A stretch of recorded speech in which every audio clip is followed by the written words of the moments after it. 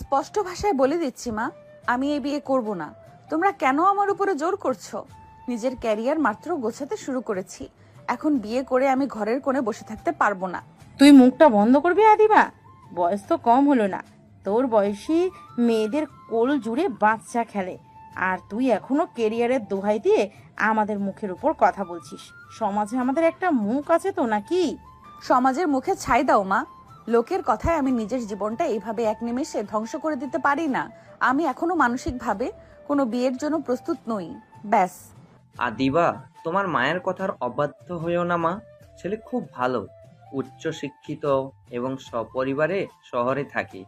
আমাদের মতো মধ্যবিত্ত পরিবারের জন্য এমন সম্বন্ধ ভাগ্যের ব্যাপার। বাবা, তুমিও মায়ের মতো কথা বলছো?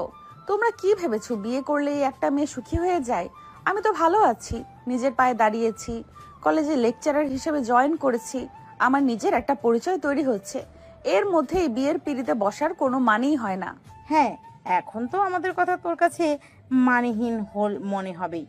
আমরা তো তোর শত্রু, দিন রাত খেটে তোকে মানুষ করলাম। এই বুড়ো বয়সে এসে একটু শান্তি পাবো, মেয়ের জামাইয়ের মুখ দেখবো, তা না। মেয়ের আমার দেমাগ উতলে পড়ছে। তুই যদি এই বিয়েতে রাজি না হোস আদিবা, তবে আজ থেকে তুই তোর এই মায়ের মরা মুখ দেখবি। ও গড মা, প্লিজ। শুরু হয়ে গেল তোমার চিরচেনা ইমোশনাল ব্ল্যাকমেল। কথায় কথায় মরা মুখ দেখার ভয় দেখানোটা কি তোমার স্বভাব হয়ে গেছে? আহ আদিবা, তোর মাকে এভাবে বলিস না। আর দেখ, আমার প্রেশারটাও কেমন যেন বেড়ে যাচ্ছে, বুকটা কেমন যেন ভারী লাগছে রে মা। ডাক্তার তো বলেছিলেন বেশি উত্তেজনা আমার হার্টের জন্য ভালো না। তুই যদি আমাদের এইভাবে কষ্ট দিস, তবে হয়তো আমি আর বেশি দিন বাঁচবো না। বাবা, বাবা কি করছো তুমি? শান্ত হও প্লিজ, এই নাটক বন্ধ করো। তোমরা দুজনে মিলে আমাকে এইভাবে দেওয়ালে পিঠ ঠেকিয়ে দিতে পারো না। আদিবা তার বাবা মায়ের এই যৌথ ব্ল্যাকমেইলের সামনে পুরোপুরি অসহায় বোধ করতে লাগলো। সে খুব ভালো করেই জানে এরা কেউই তার কথা শুনবে না, কিন্তু আদিবার মনের ভিতর যে ঝড় বইছে তা সে কাউকে মুখ ফুটে বলতেও পারছে না। সে কি করে সবাইকে বোঝাবে যে তার মনের মাঝে এখনো একজন মানুষেরই বসবাস? 3 বছর, দীর্ঘ 3টা বছর কেটে গেছে, কিন্তু আদিবার মনের ক্ষতটা এখনো একটুও শুকোয়নি। মনের গভীরে এখনো সযত্নে লুকিয়ে রাখা আছে সেই নাম, জীবন। জীবন ছিল আদিবার ইউনিভার্সিটির সিনিয়র। দুজনের মাঝে ছিল এক নিবিড় প্রেমের সম্পর্ক, কিন্তু 3 বছর আগে হুট করেই জীবন পিএইচডি করার জন্য স্কলারশিপ পেয়ে বিদেশে চলে যায়। যাওয়ার আগের রাতে আদিবাকে ডেকে খুব ঠান্ডা মাথায় বলেছিল, লং ডিস্টেন্স রিলেশনশিপ আমার দ্বারা সম্ভব না আদিবা। তাছাড়া ক্যারিয়ারের এই পর্যায়ে আমি কোনো পিছুটান চাই না। So it's over. কোনো লজিক, কোনো কান্নাকাটি জীবনকে থামাতে পারেনি। সেই যে সে গেল, আর কোনোদিন আদিবার খোঁজ নেয়নি। আদিবা আজও সেই কষ্টের নীল সমুদ্রে সাঁতরে বেড়াচ্ছে। জীবন, তুমি তো আমাকে ছেড়ে কত সহজে নিজের ক্যারিয়ার গুছিয়ে নিলে, অথচ তোমার দেওয়া সেই ব্রেকআপের ট্রমা আমি আজও কাটিয়ে উঠতে পারলাম না। আজ অন্য কারো ঘরণী হতে ভাবলেও আমার গা শিউরে উঠে। আমি কিভাবে অন্য কাউকে নিজের স্বামী বলে মেনে নেব? কিরে, চুপ করে কি ভাবছিস? তোর বাবার অবস্থা দেখেছিস তো? নিজের জেদ বড় নাকি বাবার জীবন বড়? পাত্রপক্ষ কালকেই তোকে দেখতে আসবে। আমরা কিন্তু হ্যাঁ বলে দিয়েছি। এখন তুই যদি কাল কোনো অশান্তি করিস, তবে আমার মরা মুখ দেখবি, আর তোর বাবার কিছু হলে তুই দায়ী থাকবি। ঠিক আছে, তোমরা যখন পাত্রপক্ষকে কথা দিয়েই দিয়েছো আর আমাকে ব্ল্যাকমেল করে মেরেই ফেলতে চাইছো, তবে তাই হোক, আমি বিয়ে করব। তোমাদের পছন্দ করা ছেলেকেই বিয়ে করব, কিন্তু মনে রেখো মা, এই বিয়েতে আমার শরীরটা থাকবে, মনটা নয়। তোমরা আমার সুখ কেড়ে নিয়ে যদি সুখী হতে পারো তবে হও। রাগ করিস না মা, একদিন তুই বুঝবি আমরা তোর মঙ্গলের জন্যই এটা করেছি। আদিবা আর এক মুহূর্ত সেখানে দাঁড়ালো না। নিজের রুমের ভিতর ঢুকে ধরাম করে দরজাটা বন্ধ করে দিল। সে বিছানায় উপর হয়ে কান্নায় ভেঙে পড়ল। সে জানতো না তার নিয়তি তাকে কোন দিকে নিয়ে যাচ্ছে। আগামীকাল যে পাত্রপক্ষ তাকে দেখতে আসছে, সেই পাত্রের আসল পরিচয় কি তা আদিবার কল্পনারও বাইরে ছিল। সকাল থেকেই আদিবাদের বাড়িতে একটা তুমুল ব্যস্ততা শুরু হয়ে গেছে। আদিবার মা রান্নাঘরে অনবরত তদারকি করছেন। কি কম পড়লো আর কি বাকি রইলো। আদিবার বাবা ড্রয়িং রুমের সোফাগুলো ঠিকঠাক করে গুছিয়ে রাখছেন। পুরো বাড়ি জুড়ে একটা উৎসবের আমেজ থাকলেও আদিবার নিজের ঘরের ভেতর যেন এক নিঝুম অন্ধকার নেমে এসেছে। আদিবা বিছানায় স্তব্ধ হয়ে বসে আছে। তার পরনে একটা লাল টুকটুকে জামদানির শাড়ি, যা তার মা জোর করে তাকে পরিয়ে দিয়েছে। চোখে সামান্য কাজল আর ঠোঁটে হালকা লিপস্টিক থাকলেও তার চেহারায় কোনো আনন্দের লেশ মাত্র নেই। সে শুধু ভাবছে কিভাবে তার বাবা মা তাকে এভাবে একটা অচেনা গর্তের দিকে ঠেলে দিতে পারলো। আদিবা, কতক্ষণ ধরে তোকে ডাকছি। পাত্রপক্ষ এসে ড্রয়িং রুমে বসে আছে কতক্ষণ হলো। তুই এখন এইভাবে ঘরের ভিতর জড়সড়ো হয়ে বসে আছিস কেন? তাড়াতাড়ি নিচে চল। আমি যাব না মা, তোমরা তো তোমাদের কথা রেখেছো, আমাকে জোর করে সাজিয়েছো, আমি সেজেছি, কিন্তু আমি নিচে গিয়ে সবার সামনে ওভাবে পুতুলের মতো দাঁড়িয়ে থাকতে পারবো না। একদম আর একটাও বাজে কথা বলবি না আদিবা। তোর বাবা নিচে ওদের সাথে কথা বলছেন। তুই যদি এখন নিচে না যাস তবে তোর বাবার হার্টের অবস্থা আবার খারাপ হয়ে যাবে। চল আমার সাথে। আদিবার মা আর কোনো কথা শুনলেন না। তিনি আদিবার হাতটা শক্ত করে চেপে ধরে টেনে হিঁচড়ে ঘর থেকে বের করে নিয়ে এলেন। আদিবা আর কোনো বাধা দেওয়ার শক্তি পেল না। সে নিজেকে পুরোপুরি ভাগ্যের হাতে ছেড়ে দিয়ে মাথা নিচু করে মায়ের পেছনে পেছনে সিঁড়ি দিয়ে নিচে নামতে লাগলো। তার মনে হচ্ছিল প্রতিটি পদক্ষেপ যেন তাকে তার জীবনের সব থেকে বড় পরাজয়ের দিকে নিয়ে যাচ্ছে। ড্রয়িং রুমে পৌঁছানোর পর আদিবা লজ্জায় এবং অপমানে নিজের চোখ দুটো মাটির দিকে নামিয়ে রাখলো। সে সোফার দিকে সোজা হয়ে তাকাতেও পারছিল না, কিন্তু নিচু চোখে যতটুকু দেখা যায় সে দেখলো সোফায় বেশ কয়েকজন মানুষ বসে আছেন। ভালো করে খেয়াল করতেই সে চমকে উঠল। সামনে বসা মানুষটিকে তার খুব চেনা মনে হলো। সে একটু চোখ তুলে তাকাতেই দেখলো সোফায় বসে আছেন তার বাবার সব থেকে পুরনো এবং ঘনিষ্ঠ বন্ধু আশরাফ সাহেব, যিনি সম্পর্কে নীলের বাবা। নীলের বাবার ঠিক পাশেই একজন অত্যন্ত সুন্দরী এবং ভদ্র মহিলা বসে আছেন, যিনি নীলের মা। ওনার পরনের শাড়ি এবং কথাবার্তায় এক অদ্ভুত মার্জিত রূপ প্রকাশ পাচ্ছে। ওনারা দুজনেই খুব বিনয়ের সাথে আদিবার বাবা মায়ের সঙ্গে হাসি মুখে কথাবার্তা বলছেন। ঘরের পরিবেশটা বেশ প্রাণবন্ত। সোফায় এক পাশ থেকে একটা ছোট্ট বাচ্চা মেয়ে এদিক ওদিক অনবরত ছোটাছুটি করছে আর খিলখিল করে হাসছে। ড্রয়িং রুমের অন্য একটা একক সোফায় একটা ছেলে বসে আছে। ছেলেটা খুব চুপচাপ আদিবার দিকে পিঠ করে তার অপোজিট পাশে মুখ করে বসে আছে। ছেলেটার পরনে একটা নীল রঙের শার্ট। সে এক দৃষ্টে জানালার বাইরের দিকে তাকিয়ে আছে, যার কারণে আদিবা কোনোভাবেই ছেলেটার মুখটা দেখতে পাচ্ছে না। ছেলেটার বসার ভঙ্গি দেখে মনে হচ্ছে সে ওই বিয়েতে খুব একটা খুশি নয়, যেন তাকেও জোর করে ধরে আনা হয়েছে। এই যে আশরাফ ভাই, আপা, আমার মেয়ে আদিবাকে নিয়ে এসেছি। আদিবা, সালাম দাও ওনাদের। আসসালামু আলাইকুম। আদিবা খুব নিচু স্বরে সালাম দিল। আদিবার গলার আওয়াজ শুনতেই সোফায় বসা সেই সুন্দরী ভদ্র মহিলা অর্থাৎ নীলের মা ঝটপট নিজের আসন ছেড়ে উঠে দাঁড়ালেন। তিনি অত্যন্ত স্নেহ ভরে আদিবার দিকে এগিয়ে এলেন। আদিবা কিছু বুঝে ওঠার আগেই তিনি দুই হাতে আদিবার চিবুক ছুঁয়ে মুখটা আলতো করে উঁচুর দিকে তুললেন। আদিবার মুখের দিকে তাকিয়ে ওনার চোখ দুটো আনন্দে চকচক করে উঠল। তিনি পরম মমতায় আদিবার গালে হাত দিয়ে মুখটা স্পর্শ করলেন। তারপর আদিবার ডান হাতটা নিজের হাতের মুঠোয় নিয়ে আলতো করে একটা চুমু খেলেন। মাশাল্লাহ মাশাল্লাহ, বৌমা আমাদের একদম মনের মতো হয়েছে। নিমাজ ভাই, ভাবি, আমি তো ঠিক এরকমই একটা শান্ত আর লক্ষ্মী মেয়েকে নিজের ছেলের জন্য খুঁজছিলাম। আমার তো এক দেখাতেই মেয়েকে পছন্দ হয়ে গেছে। আপনার পছন্দ হয়েছে শুনে খুব ভালো লাগলো আপা। মেয়ে তো আসলে আপনাদেরই। এসো মা, আমার পাশে এসে বসো। নীলের মা আদিবার হাত ধরে টেনে নিয়ে সোফায় নিজের ঠিক পাশে বসালেন। তিনি আদিবার হাতটা কোনোভাবেই ছাড়ছিলেন না। অনবরত আদিবার মাথায় আর পিঠে হাত বুলিয়ে দিচ্ছিলেন। দুই পরিবারের বড়রা তখন বিয়ের নানাবিধ আলাপ আলোচনা করতে লাগলেন। কথাবার্তা বলতে বলতেই নীলের মা হুট করে নিজের ডান হাতের কবজি থেকে একটা চকচকে সোনার বালা খুলে ফেললেন। আদিবা কিছু বুঝে ওঠার আগেই তিনি আদিবার হাতটা টেনে নিয়ে সেই বালাটা পরিয়ে দিলেন। নীলের মার মুখে আকদের কথা শুনে এবং অন্য একটা নাম শুনে ড্রয়িং রুমে বসা সেই চুপচাপ ছেলেটা হুট করে যেন বিদ্যুতের শক খেল। সে এতক্ষণ একদম শান্ত ছিল, কিন্তু আকদের কথা শুনে সে আর নিজেকে ধরে রাখতে পারল না। সে সোফায় এক ঝটকায় সোজা হয়ে বসে চরম বিস্ময় আর আতঙ্ক নিয়ে তার মায়ের দিকে তাকালো। আম্মু, তুমি এসব কি বলছো? হঠাৎ করে আকত মানে কি? আমাদের কি একটু আলাদা করে কথা বলার দরকার ছিল না? এভাবে হুট করে না জানিয়ে তোমরা কিভাবে এত বড় সিদ্ধান্ত নিতে পারো? নীলের গলার আওয়াজ ড্রয়িং রুমে প্রতিধ্বনিত হতেই আদিবার পুরো শরীর শক্ত হয়ে গেল।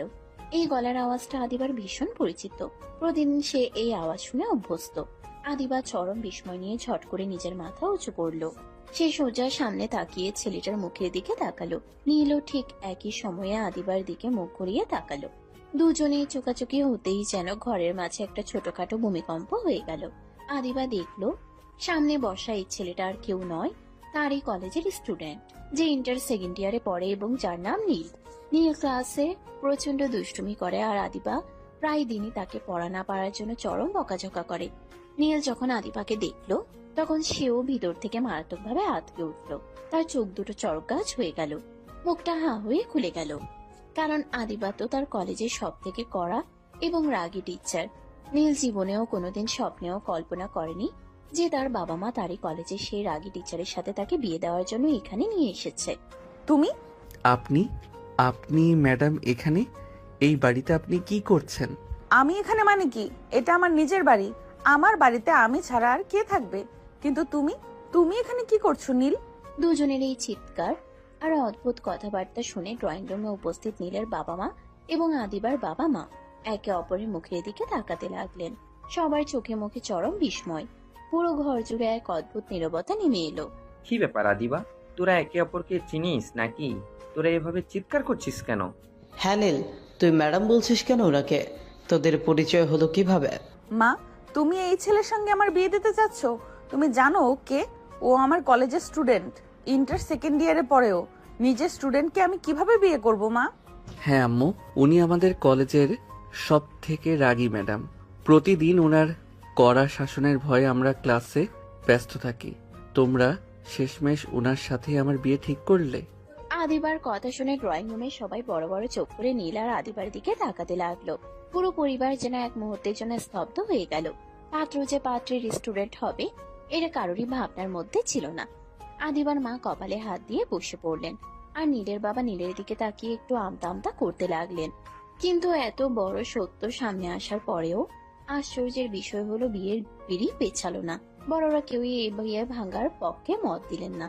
আসলে এই বিয়ের পেছনে একটা গভীর ইতিহাস লুকিয়ে আছে। আদিবার বাবা নিজাম সাহেব এবং নীলের বাবা আশরাফ সাহেব ছোটবেলা থেকে একে অপরের হরিহর আত্মা।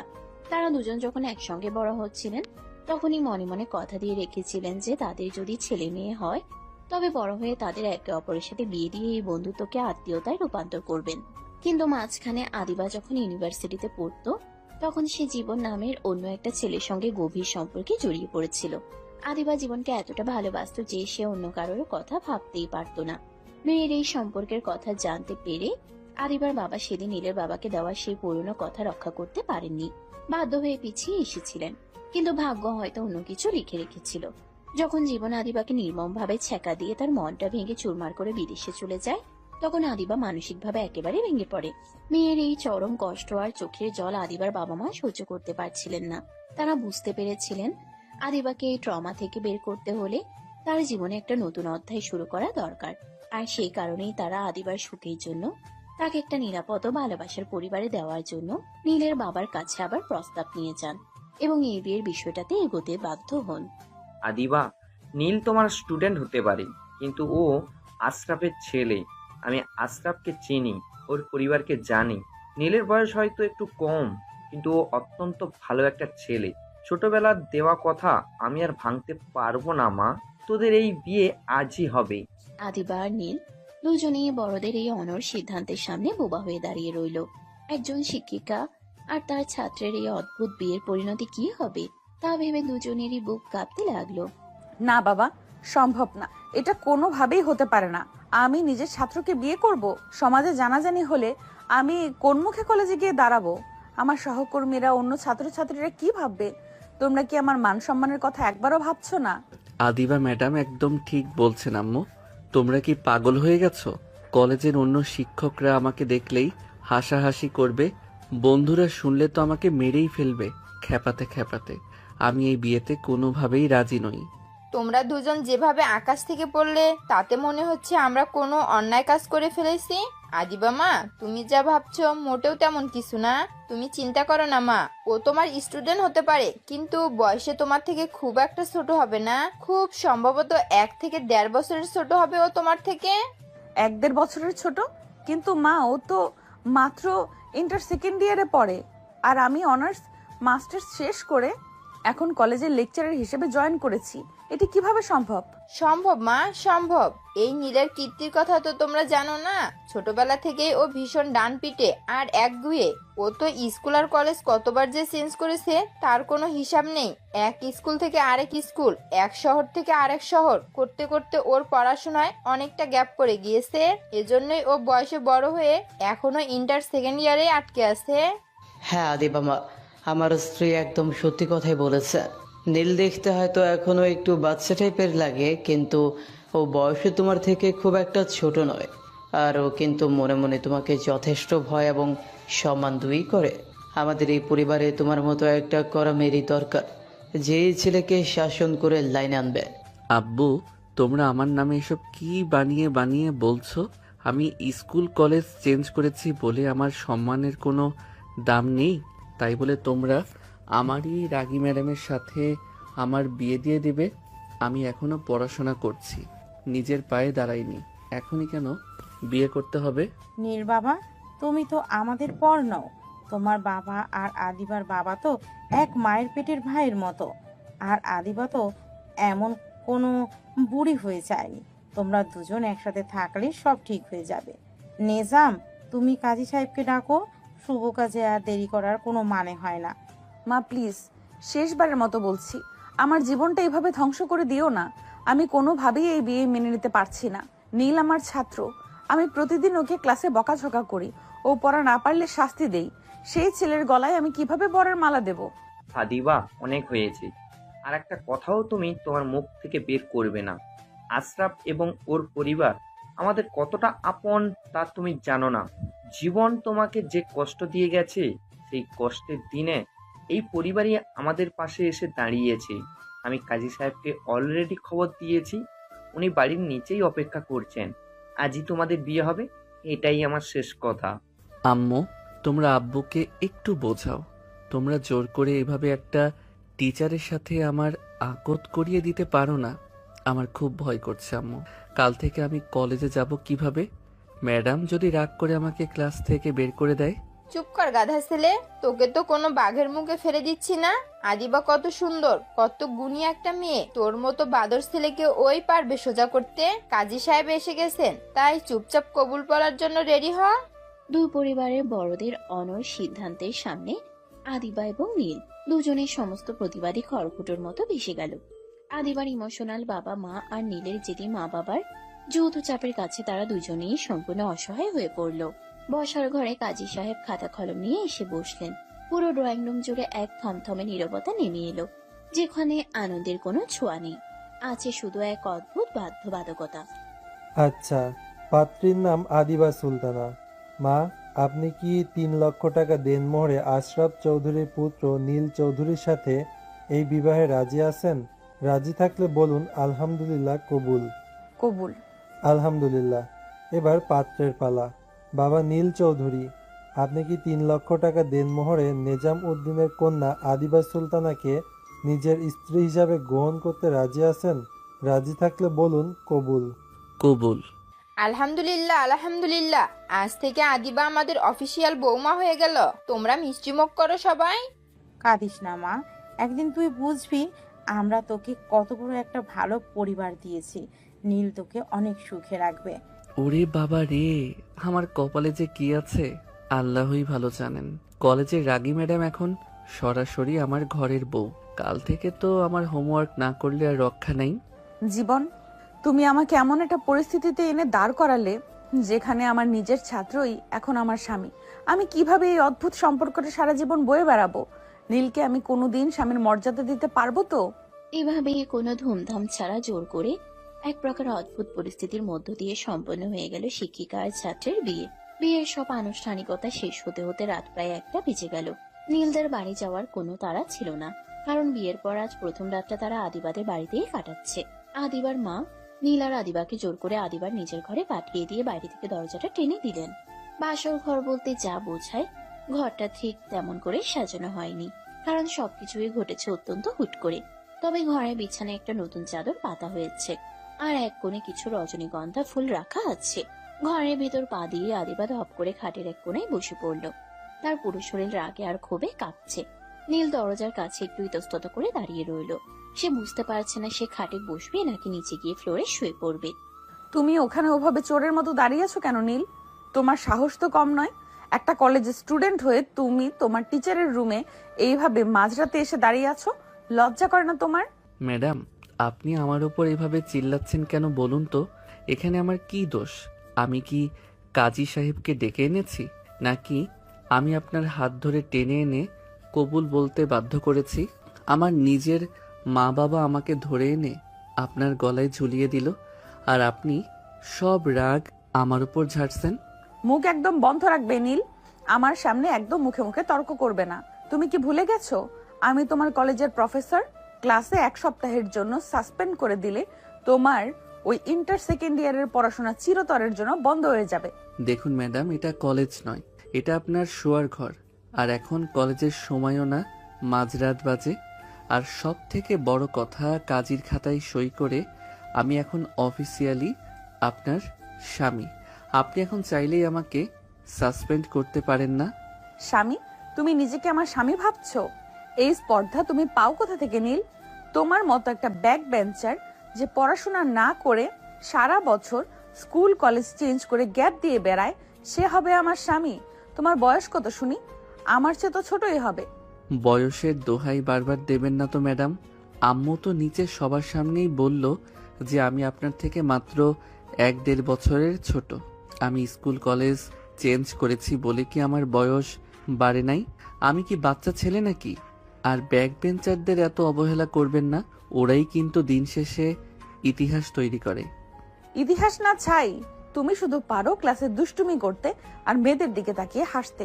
তোমার মতো একটা ম্যাচুরিটিহীন ছেলের সাথে আমার বাবা মা আমার বিয়ে দিল, আমার জীবনটা পুরো কয়লা হয়ে গেল।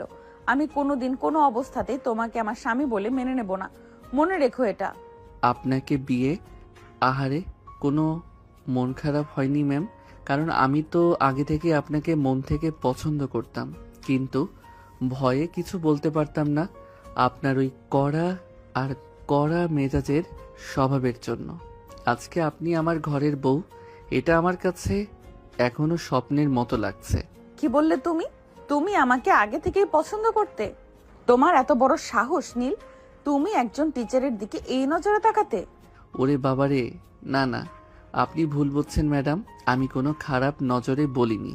মানে, আপনি যখন ক্লাসে গম্ভীর হয়ে লেকচার দিতেন তখন আপনাকে দেখতে খুব সুন্দর লাগতো। কলেজের সব ছেলেরাই আপনার সৌন্দর্যের প্রশংসা করে। আমি শুধু মনে মনে আপনাকে একটু বেশি ভালো চোখে দেখতাম আর কি। কিন্তু আপনার ওই রাগী চেহারা দেখলে কার সাধ্য আছে যে সামনে গিয়ে কথা বলে? আজ যখন আম্মু বলল আপনার সাথে বিয়ে, আমি তো মনে মনে অনেক খুশি হয়েছিলাম, কিন্তু আপনি তো রুমে এসেই আমার উপর হুঙ্কার ছাড়ছেন। নীল, তোমার ওই ফালতু আর সস্তা ইমোশন তোমার নিজের কাছে রাখো, আমার সামনে ওইসব প্রকাশ করতে আসবে না। আমি আদিবা সুলতানা, রাজশাহী ইউনিভার্সিটির টপার ছিলাম। নিজের যোগ্যতায় আজ এই জায়গায় এসেছি, আর তুমি এখনো বাপের টাকায় চলো। নিজের পকেটের খরচ চালানোর ক্ষমতাও তোমার নেই। আমার অ্যারোগ্যান্স দেখার যোগ্যতাও তোমার এখনো তৈরি হয়নি। আমার মনে কার জায়গা আছে তা তুমি কল্পনাও করতে পারবে না। আমি জানি ম্যাডাম, আপনার মনে ওই জীবন নামের কেউ একজন আছে। নিচে বড়দের কথা আমি সব শুনেছি, কিন্তু যে মানুষটা আপনাকে 3 বছর আগে ফেলে চলে গেছে, তার জন্য আপনি এখনো নিজের জীবনটা এভাবে নষ্ট করছেন। সে তো আপনাকে পাত্তাই দেয়নি, ক্যারিয়ারের জন্য ব্রেকআপ করে চলে গেছে। অথচ আমি এখানে জ্যান্ত দাঁড়িয়ে আছি আপনার স্বামী হয়ে, আর আপনি আমাকে এত অপমান করছেন। জীবনের নাম তোমার মুখে উচ্চারণ করার সাহস দেখাবে না নীল। ও আমার অতীত হতে পারে, কিন্তু ও যেখানে আছে তুমি তার ধারে কাছেও পৌঁছাতে পারবে না। ও পিএইচডি করতে গেছে, আর তুমি এখনো ইন্টারের গন্ডি পার হতে পারছো না। তোমার সাথে ওর কোনো তুলনাই হয় না। ঠিক আছে ম্যাডাম, তুলনা করতে হবে না। আমিও খুব একটা শখ করে আপনার কাছে আসছি না। আপনার এই অহংকার আর রাগ আপনার মাথাতেই থাক। এখন বলুন, রাত তো অনেক হলো, ঘুমাবো কোথায়? নাকি সারা রাত এভাবে দাঁড়িয়ে দাঁড়িয়ে আপনার লেকচার শুনবো? তুমি সোফায় গিয়ে শোবে, এই খাটের আশেপাশেও আসার চেষ্টা করবে না। আর শোনো, আমাদের একটা ব্যাপারে খুব পরিষ্কার সিদ্ধান্ত নেওয়া দরকার। আমরা এই বিয়েটা বড়দের চাপে পড়ে করতে বাধ্য হয়েছি ঠিকই, কিন্তু আমরা কখনোই সাধারণ স্বামী স্ত্রীর মতো থাকতে পারবো না। আমিও আপনার সাথে জোর করে সংসার করতে চাচ্ছি না ম্যাডাম। তাহলে বলুন আপনার প্ল্যান কি? আমরা কিভাবে চলবো? আমাদের মধ্যে একটা মিউচুয়াল ডিসিশন হতে হবে। পরিবারের সামনে, মানে তোমার বাবা মা আর আমার বাবা মায়ের সামনে আমরা স্বামী স্ত্রীর অভিনয় করব। তারা যেন কোনোভাবেই বুঝতে না পারে যে আমাদের মধ্যে কোনো মিল নেই। তাদের খুশির জন্য আমাদের এই নাটকটা করতেই হবে। আচ্ছা, এটা কোনো ব্যাপার না। অভিনয়ের দিক থেকে আমি বেশ ভালো, কিন্তু কলেজের কি হবে? কালকে যখন আমরা কলেজে যাব তখন সবাইকে কি বলবো? এটাই সব থেকে ইম্পর্ট্যান্ট পয়েন্ট। কলেজের কেউ যেন বিন্দুমাত্র জানতে না পারে যে আমরা স্বামী স্ত্রী। কলেজে তুমি আমার স্টুডেন্ট আর আমি তোমার প্রফেসর, ব্যাস। এই সম্পর্কের বাইরে ওখানে আমাদের আর কোনো পরিচয় নেই। তুমি যদি কলেজের কোনো বন্ধু বা কাউকে এই বিয়ের কথা বলো, তবে আমি কিন্তু সত্যি সত্যি কঠোর ব্যবস্থা নেব। আরে ধুর ম্যাডাম, আমি নিজেই কি সাত করে কলেজে গিয়ে বলবো যে আমি আমার রাগী ম্যাডামকে বিয়ে করেছি? আমার বন্ধুরা শুনলে তো আমাকে নিয়ে হাসাহাসি করে আমার বাঁচাই মুশকিল করে দেবে। সো ডোন্ট ওয়ারি, কলেজের কেউ এই খবর জানবে না। আপনার সম্মান আপনার কাছে, আমার সম্মান আমার কাছে। গুড, তাহলে আমাদের চুক্তি ফাইনাল। পরিবারের সামনে অভিনয় আর কলেজে আমরা সম্পূর্ণ অচেনা। এখন তুমি তোমার বালিশ নিয়ে সোফায় যাও। কাল সকালে আবার সময় মতো কলেজে পৌঁছাতে হবে। আর মনে রেখো নীল, কলেজের ক্লাসে যদি তুমি পড়া না পারো, তবে কালকেও আমি তোমাকে সবার সামনে দাঁড় করিয়ে রাখবো। স্ত্রী হয়েছে বলে কোনো ছাড় পাবে না। উফ, এই মহিলার রাগ কি কোনো দিন কমবে না? ঘরের ভেতর বউ হয়েও কলেজের টিচারগিরি দেখাচ্ছে। কিন্তু মনে মনে যাই বলুন ম্যাডাম, আপনাকে আমার নিজের ঘরের বউ হিসেবে পেয়ে আমি আসলেই অনেক খুশি। আপনার এই রাগ আমি একদিন ঠিকই ভালোবাসায় বদলে দেব। নীল আর কোনো কথা না বাড়িয়ে খাট থেকে একটা বালিশার চাদর টেনে নিয়ে সোফায় গিয়ে শুয়ে পড়লো। আদিবা ঘরের লাইটটা নিভিয়ে দিয়ে খাটের এক পাশে গিয়ে চোখ বন্ধ করে শুয়ে রইল। অন্ধকার ঘরে এক পাশে শুয়ে রইল একরাশ অহংকার আর পুরনো স্মৃতির ক্ষত, আর অন্য পাশে সোফায় শুয়ে রইল এক নতুন আশা আর গোপন ভালোবাসার অনুভূতি। শিক্ষিকা আর ছাত্রের এই চুক্তির সংসার আগামী দিনে কোন রূপ নেবে তা কেবল সময়ই বলতে পারবে। বাসর রাতের সেই তুমুল তর্ক বিতর্ক আর চুক্তির পর কখন যে সকাল হয়ে গেল নীল আর আদিবা টেরই পেল না। সকালের মিষ্টি আলো জানালার পর্দা গলে ঘরের ভেতরে এসে পড়তেই আদিবার চোখ খুলে গেল। সে ঝটপট বিছানা থেকে উঠে দেখলো নীল এখনো সোফায় গুটিসুটি মেরে অঘরে ঘুমোচ্ছে। আদিবা গিয়ে নীলকে একটা ধাক্কা দিল এবং ইশারায় জলদি তৈরি হয়ে নিতে বলল, কারণ একটু পরেই ঘরের দরজায় নখ পড়বে। যেমন ভাবনা তেমন কাজ। ঠিক সকাল 7:30টায় আদিবার মা দরজায় টোকা দিলেন। দরজা খুলতেই নীল আর আদিবা নিজেদের ভেতরে সব রাগ আর দূরত্ব এক নিমিষে লুকিয়ে ফেললো। কিরে নীল বাবা, রাতে তোদের কোনো অসুবিধা হয়নি তো? আদিবা তোকে কোনো জ্বালাতন করেনি তো বাবা? আমার মেয়েটার মেজাজ তো একটু চড়া, তাই জিজ্ঞেস করছি। আরে না না আম্মু, কি যে বলেন। আদিবা আমাকে একদমই জ্বালাতন করেনি। উল্টো ও আমার এত যত্ন করেছে যে আমার মনে হয়নি আমি অন্য কারো বাড়িতে আছি। তাই না আদিবা? হ্যাঁ মা, নীল যা বলছে একদম ঠিক। আমরা খুব ভালো ছিলাম, তুমি একদম চিন্তা করো না। তোমার জামাই তো অনেক লক্ষ্মী ছেলে। আদিবার মুখে নিজের এত বড় প্রশংসা শুনে নীল মনে মনে হাসলেও বাইরে একদম ভদ্র ছেলের মতো মুখ করে রইল। এরপর সবাই মিলে একসাথে ডাইনিং টেবিলে নাস্তা করতে বসলো। টেবিলে আদিবার বাবা নিজাম সাহেব এবং নীলের বাবা আশরাফ সাহেবও ছিলেন। নাস্তা খাওয়ার ফাঁকে ফাঁকে দুই পরিবারের বড়রা মিলে এক অত্যন্ত গুরুত্বপূর্ণ আলোচনায় বসলেন। তারা নীল আর আদিবার ভবিষ্যৎ নিয়ে এক নতুন সিদ্ধান্ত নিলেন। নীলের বাবা বললেন যে সামনে নীলের এইচএসসি পরীক্ষা, ও আগে ভালো মতো পরীক্ষাটা শেষ করুক। আদিবার বাবাও তাতে সাই দিয়ে বললেন যে আদিবা তো এখন কলেজে চাকরি করছেই, নীলের এইচএসসি পরীক্ষা শেষ হোক, তারপর ও যখন অনার্সে ভর্তি হবে এবং অনার্সটা শেষ করবে তখন তারা ধুমধাম করে অনুষ্ঠান দিয়ে আদিবাকে ওদের বাড়িতে তুলে দেবেন। নীলের মাও এই সিদ্ধান্তে একমত হয়ে জানালেন যে পড়াশোনা শেষ হলে তবেই ধুমধাম করে বিয়ে দিয়ে তারা বৌমাকে নিজেদের বাড়িতে চিরদিনের জন্য তুলে নেবেন। ততদিনে নীলও একটু নিজের পায়ে দাঁড়ানোর সুযোগ পাবে। আর এই সময়টুকু আদিবা নিজের বাপের বাড়িতেই থাকবে, শুধু মাঝে মাঝে ওদের বাড়িতে বেড়াতে যাবে। বড়দের এই সিদ্ধান্তের পর তারা দুজনের মতামত জানতে চাইলেন। আম্মু, তোমরা বড়রা যা সিদ্ধান্ত নেবে তাতেই আমাদের সম্মতি। আমার পড়াশোনাটা শেষ হওয়া আসলেই খুব দরকার। হ্যাঁ মা, বাবা আর আঙ্কেল একদম ঠিক বলেছেন, আমারও কোনো আপত্তি নেই। সকালের সব পর্ব শেষ করে নীলরা আদিবাদের বাড়ি থেকে বিদায় নিয়ে নিজেদের বাড়িতে চলে গেল। বাড়িতে ফেরার পর থেকে নীলের মনে এক অদ্ভুত ফুরফুরে আমেজ কাজ করতে লাগলো। সে ভাবছিল তার জীবনের এই নতুন মোড়ের কথা, কিন্তু আদিবার মনে তখনও এক অন্যরকম অস্থিরতা। যাই হোক, দেখতে দেখতে সেই দিনটা শেষ হলো এবং তার পরের দিন সকাল থেকেই শুরু হলো আদিবা আর নীলের আসল পরীক্ষা, অর্থাৎ কলেজের দিন। কলেজে পা রাখতেই চারপাশের পরিবেশটা চিরচেনা রূপ নিল। এই কলেজে নীলের একটা বিশাল নাম ডাক আছে। পুরো কলেজ নীলের জন্য একেবারে পাগল। মেয়েরা তো নীলের উপরে মারাত্মক লেভেলের ক্রাশ খেয়ে বসে আছে। নীল যেমন দেখতে সুন্দর, তেমনি লম্বা, হ্যান্ডসাম আর স্টাইলিশ। তার উপর সে কলেজের সব থেকে পপুলার ছেলে। সে করিডোর দিয়ে হেঁটে গেলে ক্লাসের মেয়েরা জানালার পাশে এসে ভিড় জমায়, তাকে দেখার জন্য আড়ালে ফিসফিস করে। কিন্তু আজকে নীলের মন অন্য কোথাও পড়ে আছে। সে বারবার করিডোরে এদিক ওদিক তাকাচ্ছে, শুধু একজনকে দেখার জন্য। ঠিক তখনই করিডোরের শেষ মাথা দিয়ে আদিবা ম্যাডামকে হেঁটে আসতে দেখা গেল। আদিবার পরনে একটা নীল রঙের সুতির শাড়ি, চুলগুলো সুন্দর করে খোপা করা, আর হাতে কিছু খাতা আর বই। চোখে চশমা আটা। আদিবাকে দেখতে বরাবরের মতোই ভীষণ গম্ভীর আর কড়া লাগছে। নীল দূর থেকে আদিবাকে দেখেই সোজা হেঁটে ওনার সামনে গিয়ে দাঁড়ালো। তার বুকটা ধক করে উঠল। সে ভাবলো ঘরের বউকে এখন কলেজে ম্যাডাম হিসেবে দেখতে কেমন যেন লাগছে। গুড মর্নিং ম্যাডাম, আজকের আবহাওয়াটা বেশ সুন্দর, তাই না? আদিবা এক মুহূর্তের জন্য থামলো। সে নীলের দিকে এমন এক জোড়া শীতল আর অচেনা চোখ মেলে তাকালো, যেন সে নীলকে জীবনে কোনোদিন দেখেনি। তার চেহারায় বিন্দুমাত্র চেনা ভাবের কোনো লক্ষণ ফুটে উঠল না। একটুও সময় নষ্ট না করে নিজের গম্ভীর কণ্ঠস্বরে নীলের মুখোমুখি হলো। গুড মর্নিং নীল, তুমি এখনো করিডোরে দাঁড়িয়ে আছো কেন? একটু পরেই বেল পড়বে। নিজের ক্লাসে যাও এবং পড়াশোনায় মনোযোগ দাও। করিডোরে দাঁড়িয়ে সময় নষ্ট করা একদম পছন্দ করি না আমি। এই কথাটুকু বলেই আদিবা নীলকে এক পাশে কাটিয়ে হনহন করে হেঁটে স্টাফ রুমের দিকে চলে গেল। আদিবার এই চরম উদাসীন আর অচেনা আচরণ দেখে নীলের বুকের ভেতরটা যেন এক নিমিষে ভেঙে চুরমার হয়ে গেল।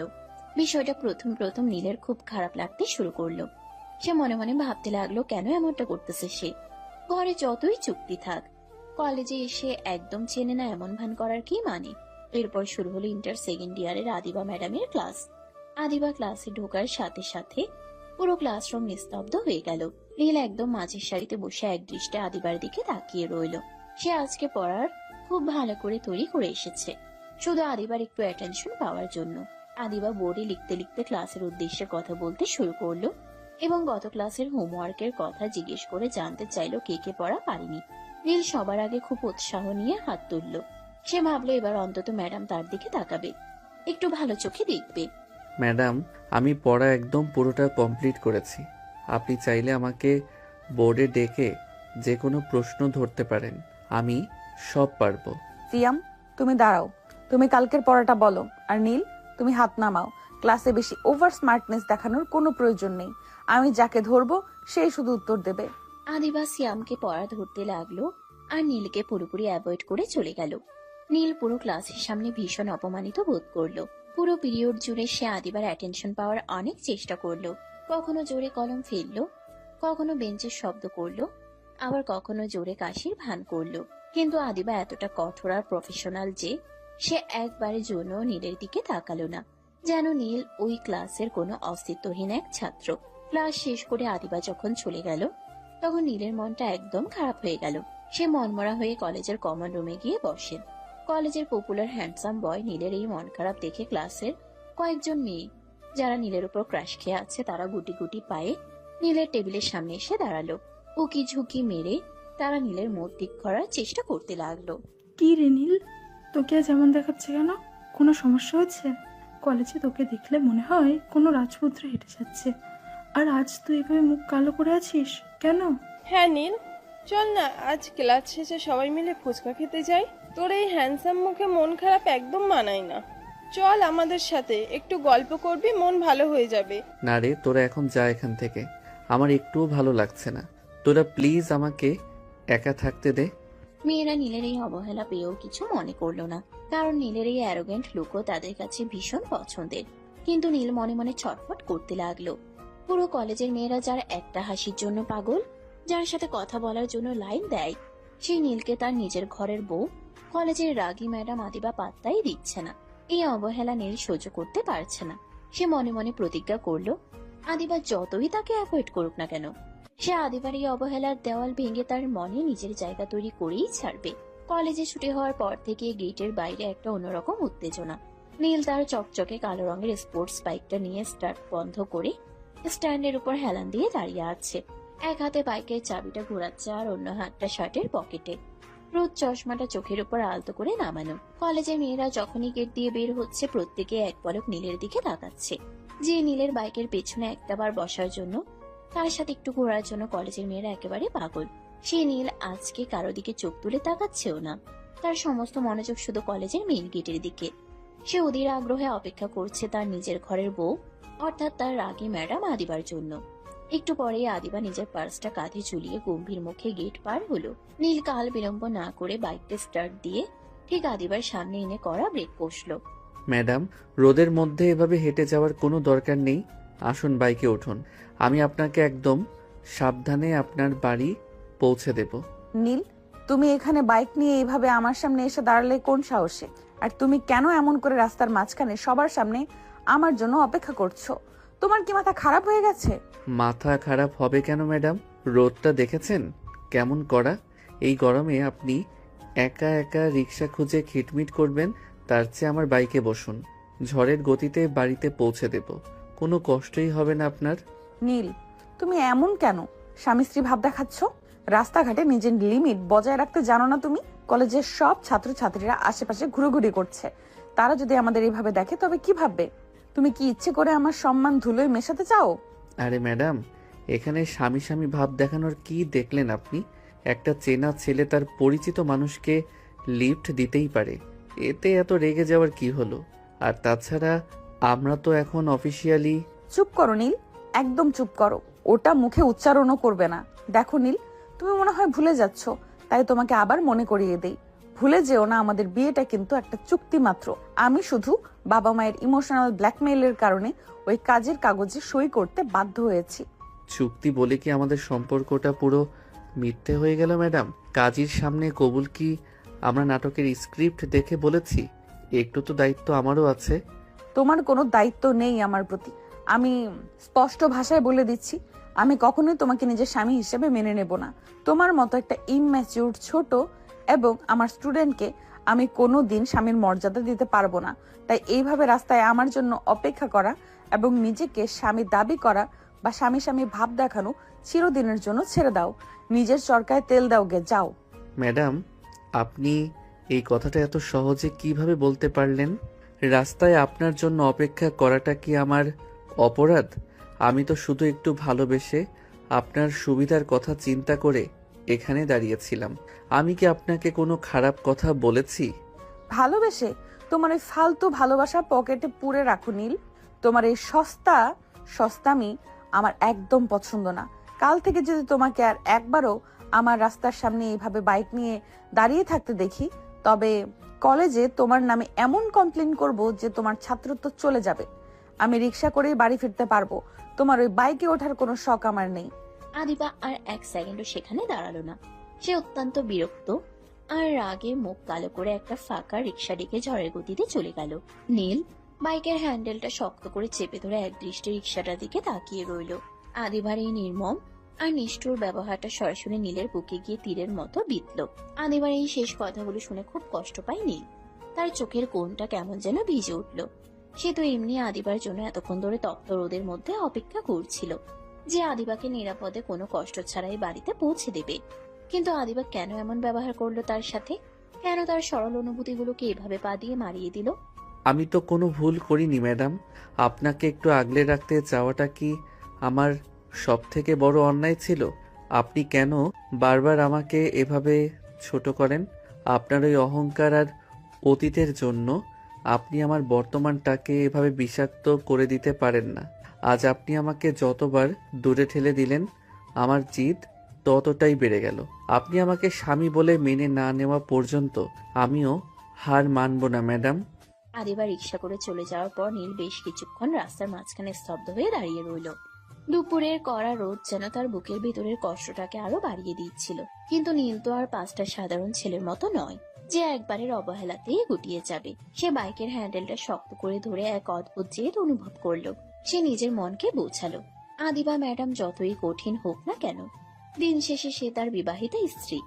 একজন শিক্ষিকা হিসেবে তার এই রাগ বা অহংকার থাকাটা স্বাভাবিক, কিন্তু স্বামী হিসেবে তার মনে নিজের অধিকার প্রতিষ্ঠা করার লড়াইটা নীল এত সহজে থামিয়ে দিবে না। কিন্তু তারপরেও নীল হাল ছাড়ে না। সে প্রতিনিয়ত আদিবার মনে নিজের জন্য জায়গা তৈরি করার চেষ্টা চালিয়ে যাওয়ার সিদ্ধান্ত নেয়। তবে এবার আর পড়াশোনা বা ভালো ছাত্র হওয়ার চেনা পথে নয়। নীল ঠিক করলো সে তার নিজস্ব স্টাইলেই ম্যাডামের কঠিন মনে ঢিল ছুড়বে। আপনি আমাকে যতই দূরে ঠেলে দিন না কেন ম্যাডাম, আমি আপনার পিছু ছাড়ছি না। সোজা আঙুলে ঘি না উঠলে আঙুল বাঁকা করতে আমি খুব ভালো করেই জানি। এবার দেখুন আপনার এই লক্ষ্মী ছাত্র আপনাকে কিভাবে ঘায়েল করে। পরের দিন সকাল থেকেই নীল তার প্ল্যান অনুযায়ী কাজ শুরু করে দিল। সে খুব ভালো করেই জানে যে আদিবাকে সোজা পথে কাবু করা যাবে না, তাই সে একটু দুষ্টুমি আর ইউনিক কিছু স্টাইল দেখানোর সিদ্ধান্ত নিল। কলেজের করিডোরে তখন ছাত্রছাত্রীদের উপচে পড়া ভিড়। ঠিক তখনই আদিবা ম্যাডাম গম্ভীর মুখে হাতে কিছু অ্যাসাইনমেন্টের খাতা নিয়ে করিডোর দিয়ে হেঁটে আসছিলেন। ভিড়ের কারণে সবাই ওনাকে সাইড দিচ্ছিল। নীলও সেই ভিড়ের মাঝেই বন্ধুদের সাথে দাঁড়িয়েছিল। আদিবা যখন ঠিক নীলের পাশ কাটিয়ে যেতে নিলেন, নীল হুট করে ভিড়ের মাঝে আদিবার চোখের দিকে তাকিয়ে আলতো করে একটা চোখ মেরে দিল। আদিবা পা বাড়িয়েও থমকে দাঁড়ালো। তার চোখ দুটো রাগে আর বিস্ময়ে বড় বড় হয়ে গেল। সে কল্পনাও করতে পারেনি যে এত মানুষের মাঝে নীল এই দুঃসাহস দেখাবে। আদিবা আশেপাশে তাকালো, কিন্তু নীল ততক্ষণে খুব স্বাভাবিক মুখ করে বন্ধুদের সাথে অন্য গল্পে মুজে গেছে, যেন সে কিছুই করেনি। আদিবার আগে ফুঁসতে ফুঁসতে নিজের কেবিনের দিকে চলে গেল। এই ছেলের সাহস তো দিন দিন আকাশ ছুঁয়ে ফেলছে। এত স্পর্ধা ওর, এত মানুষের মাঝে ও আমাকে চোখ মারলো। কেউ দেখে ফেললে আজ কি হতো আমার ইজ্জতের। ও কি আসলে পাগল হয়ে গেছে নাকি? আদিবা নিজের রুমে বসে রাগ কমানোর চেষ্টা করছিল, কিন্তু নীলের ওই দুষ্টুমি ভরা চোখ মারা দৃশ্যটা তার চোখের সামনে থেকে সরছিল না। এরপর দুপুরের দিকে আদিবা যখন লাইব্রেরির ভেতরের একটা অন্ধকার কোনায় বই খুঁজছিলেন, তখন সেখানে কোনো ছাত্রছাত্রী ছিল না। আদিবা একটা তাক থেকে বই টেনে বের করতেই পেছন থেকে একটা হাত এসে ওনার হাতটা শক্ত করে ধরে ফেললো। আদিবা চমকে উঠে চিৎকার করতে যাবে, তখনই দেখলো সামনে নীল দাঁড়িয়ে আছে। নীল খুব আলতো কিন্তু শক্ত বাঁধনে আদিবার হাতটা ধরে রেখেছে। নীল, হাত ছাড়ো বলছি। তোমার সাহস তো কম নয়। তুমি লাইব্রেরির ভেতরে আমার হাত ধরার সাহস পাও কিভাবে? ছাড়ো। ছাড়ার জন্য তো হাতটা ধরিনি ম্যাডাম। আর আপনি এত চিল্লাচ্ছেন কেন? লাইব্রেরিতে কিন্তু চিল্লামিল্লি করা নিষেধ। Silence please. নীল, তুমি কিন্তু আমার ধৈর্যের পরীক্ষা নিচ্ছ। এই কলেজ আর আমি তোমার টিচার। তুমি এইভাবে আমাকে বিরক্ত করতে পারো না। হাত ছাড়ো, নইলে আমি এক্ষুনি প্রিন্সিপাল স্যারের কাছে যাব। যান না ম্যাডাম, গিয়ে বলুন যে আপনার স্বামী আপনার হাত ধরেছে। প্রিন্সিপাল স্যার তো আবার আমার আব্বুর খুব ভালো বন্ধু। উনি শুনলে মিষ্টির অর্ডার দিয়ে দেবেন। আপনি শুধু শুধু আমাকে সারাক্ষণ এড়িয়ে চলেন কেন বলুন তো? আমি কি দেখতে এতটাই খারাপ? নীল, ইয়ার্কি বন্ধ করো। আমাদের মধ্যে একটা চুক্তি হয়েছিল যে কলেজের কেউ আমাদের সম্পর্কে কথা জানবে না। তুমি কেন বারবার সেই চুক্তি ভাঙার চেষ্টা করছো? আমাকে এভাবে বিরক্ত করে তোমার কি লাভ আছে? লাভ লোকসান বুঝি না ম্যাডাম। আপনাকে বিরক্ত করতে আমার দারুণ লাগে। আপনার এই রাগী মুখটা যখন অপমানে লাল হয়ে যায় না, তখন দেখতে আরো বেশি কিউট লাগে। এই যে নিন, আপনার হাত ছেড়ে দিলাম, কিন্তু মনে রাখবেন নীল চৌধুরী সহজে হার মানার পাত্র নয়। নীল আদিবার হাতটা ছেড়ে দিয়ে একটা বাঁকা হাসি হেসে লাইব্রেরি থেকে বের হয়ে গেল। আদিবা নিজের হাতটার দিকে তাকিয়ে রইল, যেখানে নীলের হাতের উষ্ণতা এখনো লেগে আছে। তার বুকের ভেতর কেমন যেন একটা অচেনা ঝড় বয়ে যেতে লাগলো। সে বুঝতে পারছে না সে রাগ করবে নাকি অন্য কিছু ভাববে। নীল প্রতিনিয়ত তাকে এভাবে অপ্রস্তুত করে দিচ্ছে। বিকেল বেলা যখন কলেজ ছুটি হলো, আদিবা মেন গেট দিয়ে বের হয়ে রিক্সার জন্য অপেক্ষা করছিলেন। সেখানেও অনেক ছাত্র ছাত্রী দাঁড়িয়ে ছিল। নীল বাইক নিয়ে ঠিক আদিবা রিক্সার পাশে এসে দাঁড়ালো এবং বাইকের হর্নটা জোরে বাজিয়ে আদিবাকে চরম বিরক্ত করতে লাগলো। আদিবা কড়া চোখে তাকাতেই নীল আবার রোদ চশমাটা নামিয়ে আদিবাকে একটা ফ্লাইং কিস দেওয়ার ভান করে বাইকটা টান দিয়ে চলে গেল। আশেপাশে দু একজন মেয়ে নীলের এই পাগলামি দেখে হাসাহাসি করতে লাগলো, কিন্তু তারা ভাবলো নীল হয়তো এমনি মজা করছে। আদিবা রিক্সায় উঠে বসে নিজের কপাল চাপড়াতে লাগলো। নীলের এই ইউনিক আর ড্যাম কেয়ার স্টাইলের পাগলামিগুলো আস্তে আস্তে আদিবার মনের সেই কঠিন একঘেয়েমি আর জীবনের পুরনো দুঃখের স্মৃতিগুলোকে উলটপালট করে দিচ্ছিল। কলেজে বার্ষিক ফুটবল টুর্নামেন্ট শুরু হওয়াতে পুরো ক্যাম্পাস জুড়ে এখন উৎসবের আমেজ। ক্লাস প্রায় অর্ধেক বন্ধ। সবাই কলেজের বিশাল খেলার মাঠে ভিড় জমিয়েছে। আর এই ফুটবল টিমের ক্যাপ্টেন আর কেউ নয়, স্বয়ং নীল চৌধুরী। নীল যখন জার্সি পরে, পায়ে বুট গলিয়ে, মাথায় একটা ব্যান্ড বেঁধে মাঠে নামে, তখন মাঠের চারপাশের গ্যালারি ছাত্রীদের চিৎকারে ফেটে পড়ে। নীল মাঠের ভেতরে এক অদ্ভুত অ্যাটিটিউড আর ড্যাম কেয়ার ভাব নিয়ে খেলে। তার ড্রিবলিং, পাস আর গোল দেওয়ার স্টাইল দেখে প্রত্যেকটা মেয়ে যেন তার উপর উপচে পড়ে। খেলা শেষে নীল যখন ঘামে বেচা শরীরে মাঠের একপাশে এসে দাঁড়ায়, তখন মেয়েরা পানির বোতল আর রুমাল হাতে নিয়ে নীলের কাছাকাছি আসার আপ্রাণ চেষ্টা করে। কেউ তাকে উইশ করতে চায়, কেউ আবার পাশে দাঁড়িয়ে একটা সেলফি তোলার জন্য ব্যাকুল হয়ে থাকে। কিন্তু নীল অত্যন্ত কৌশলে মুচকি হেসে তাদের সবাইকে অ্যাভয়েড করে একটু দূরত্ব বজায় রেখে চলে। দূর থেকে নিজের কেবিনের জানালার পর্দা সামান্য সরিয়ে এই পুরো বিষয়টাই তীক্ষ্ণভাবে লক্ষ্য করছিল আদিবা। মেয়েদের এই পাগলামি দেখে তার মনের ভেতর এক অদ্ভুত অস্থিরতা তৈরি হচ্ছিল, যা সে নিজে বুঝতেও পারছিল না। সে এক দীর্ঘশ্বাস ফেলে জানালার পর্দাটা টেনে দিল এবং নিজের ব্যাগ গুছিয়ে ক্লাস নেওয়ার জন্য বের হয়ে গেল। কিন্তু ক্লাস শেষ করে যখন সে স্টাফ রুমের দিকে যাচ্ছিল, তখন করিডোরের ওই দিকটায় বিকেলের দিকে ছাত্রছাত্রীদের ভিড় একদম কমে এসেছিল। করিডোরের একটা পিলারের আড়ালে নীল আগে থেকেই দাঁড়িয়ে আদিবার জন্য অপেক্ষা করছিল। আদিবা ফাইলগুলো বুকে জড়িয়ে যেই না ওই পিলারটা পার হতে চাইল, নীল আচমকা চিতার গতিতে এসে আদিবার হাত ধরে এক ঝটকায় তাকে দেওয়ালের সাথে আটকে দিল। আদিবা কিছু বুঝে ওঠার আগেই দেখলো নীলের দুই হাত তার দুই পাশে দেওয়ালের উপর শক্ত করে চেপে বসা, যার কারণে আদিবা পুরোপুরি নীলের কাছেই বন্দী হয়ে গেছে। নীলের শরীর থেকে তখনও হালকা ঘামের আর পারফিউমের একটা মিশ্র গন্ধ আসছিল। নীল, এটা কি ধরনের অসভ্যতা? আবার তুমি আমার গায়ে হাত দেওয়ার সাহস করছো? ছাড়ো আমাকে, কেউ দেখে ফেললে কিন্তু সর্বনাশ হয়ে যাবে। তুমি কি দিন দিন নিজের ভদ্রতা পুরোপুরি ভুলে যাচ্ছ? কেউ দেখবে না ম্যাডাম, এখন সবাই মাঠে ট্রফি বিতরণী অনুষ্ঠান দেখছে। করিডোরের এই দিকটায় এখন কেউ আসবে না। আর আমি কোনো অসভ্যতা করছি না, নিজের স্ত্রীর সাথে একটু কথা বলছি। কি ম্যাডাম, এভাবে সারাদিন ধরে আমাকে এড়িয়ে চলছেন কিসের জন্য? আমি তোমাকে এড়িয়ে চলবো না তো কি করব? তুমি কি ভেবেছো কলেজের মধ্যেও আমি তোমার সাথে গল্প করব? তোমার সাথে আমার চুক্তি হয়েছিল, তা কি তোমার ওই ছোট মাথায় ঢোকে না? চুক্তি যতই করুন আর মনে মনে যতই যাই ভাবুন না কেন, আপনি কিন্তু আইনত আমার স্ত্রী। আর আপনার সাথে আমার সম্পর্কটা অনেক গভীর, যা চাইলে আপনি মুছে ফেলতে পারবেন না। কিন্তু আপনি আমাকে বারবার এভাবে চেনা মানুষের মতো না দেখে এড়িয়ে চলছেন কেন? এটা কিন্তু আমার খুবই খারাপ লাগছে ম্যাডাম। একজন স্বামী হিসেবে আমার কি একটু অধিকার নেই আপনার সাথে কথা বলার? আমি এড়িয়ে চললে তোমার কি আসে যায় নীল? কেন আমি এড়িয়ে চললে কি তোমার খুব ক্ষতি হয়ে যাচ্ছে? পুরো কলেজের মেয়েরা তো তোমার এক একটা অ্যাটিটিউড আর ফুটবলের গোল দেখে তোমার জন্য পাগল হয়ে আছে। তোমার সাথে একটু কথা বলার জন্য, তোমার ওই ঘামে ভেজা শরীরে একটু হাওয়া দেওয়ার জন্য মেয়েরা লাইন ধরে দাঁড়িয়ে থাকে। তাদের সাথে গিয়ে তুমি কেন মিশে যাচ্ছ না? তারা তো তোমাকে মাথায় তুলে নাচে, তাদের কাছে গেলেই তো পারো। আমার পেছনে কেন সারাক্ষণ গোয়েন্দার মতো লেগে আছো? ওরে বাবারে ম্যাডাম, আপনার গলার আওয়াজ আর কথার ধরন শুনে তো আমার অন্য কিছু মনে হচ্ছে। কোনোভাবে কি আপনি জেলাস? মাঠে মেয়েরা আমার পাশে আসছিল, আমাকে পানির বোতল দিচ্ছিল দেখে কি আপনার ভেতরে হিংসা হচ্ছে ম্যাডাম? সত্যি করে বলুন না, আমি কি খুব ভুল কিছু বলছি? কি? আমি জেলাস? তোমার মতো একটা ছোট বাচ্চার উপরে আমি জেলাস হতে যাব কোন দুঃখে? আমার খেয়ে দিয়ে কোনো কাজ নেই যে তোমার এই ফালতু ভক্তদের দেখে আমি হিংসা করব? একদম বাজে বকবে না নীল। আমি শুধু কলেজের পরিবেশের কথা চিন্তা করে বলছি। তুমি নিজেকে কলেজের হিরো ভাবা বন্ধ করো। তুমি এক্ষুনি আমার সামনে থেকে সরো, নইলে আমি এবার সত্যি চিৎকার করব। চিৎকার করলেও লাভ নেই ম্যাডাম। আপনার এই জোর করে অস্বীকার করাটাই বলে দিচ্ছে যে আপনার মনে কোথাও না কোথাও নীল চৌধুরীর নামটা খোদাই হতে শুরু করেছে। মেয়েরা আমার দিকে তাকালে আপনার যে এত গায়ে জ্বালা ধরে, সেটা আমি আজ প্রথম সামনাসামনি দেখলাম। আপনার এই জেলাসিটা কিন্তু আমার দারুণ লেগেছে। নীল, তুমি কিন্তু দিন দিন তোমার লিমিট পার করে যাচ্ছ। আমি তোমার কোনো জেলাসি দেখিনি, আর দেখার শখও আমার নেই। তুমি কাল থেকে আমার সামনে আসার চেষ্টা করবে না। নিজের রাস্তা দেখো এবার। আজ ছেড়ে দিলাম ম্যাডাম, কারণ আপনার মুখটা রাগে পুরো লাল হয়ে গেছে। তবে মনে রাখবেন, আপনি মুখ ফিরিয়ে নিলেও আমি কিন্তু আপনার পিছু ছাড়ছি না। মাঠে গোল দেওয়াটা আমার যেমন নেশা, আপনার এই কঠিন মন জয় করাটাও এখন আমার জেদ।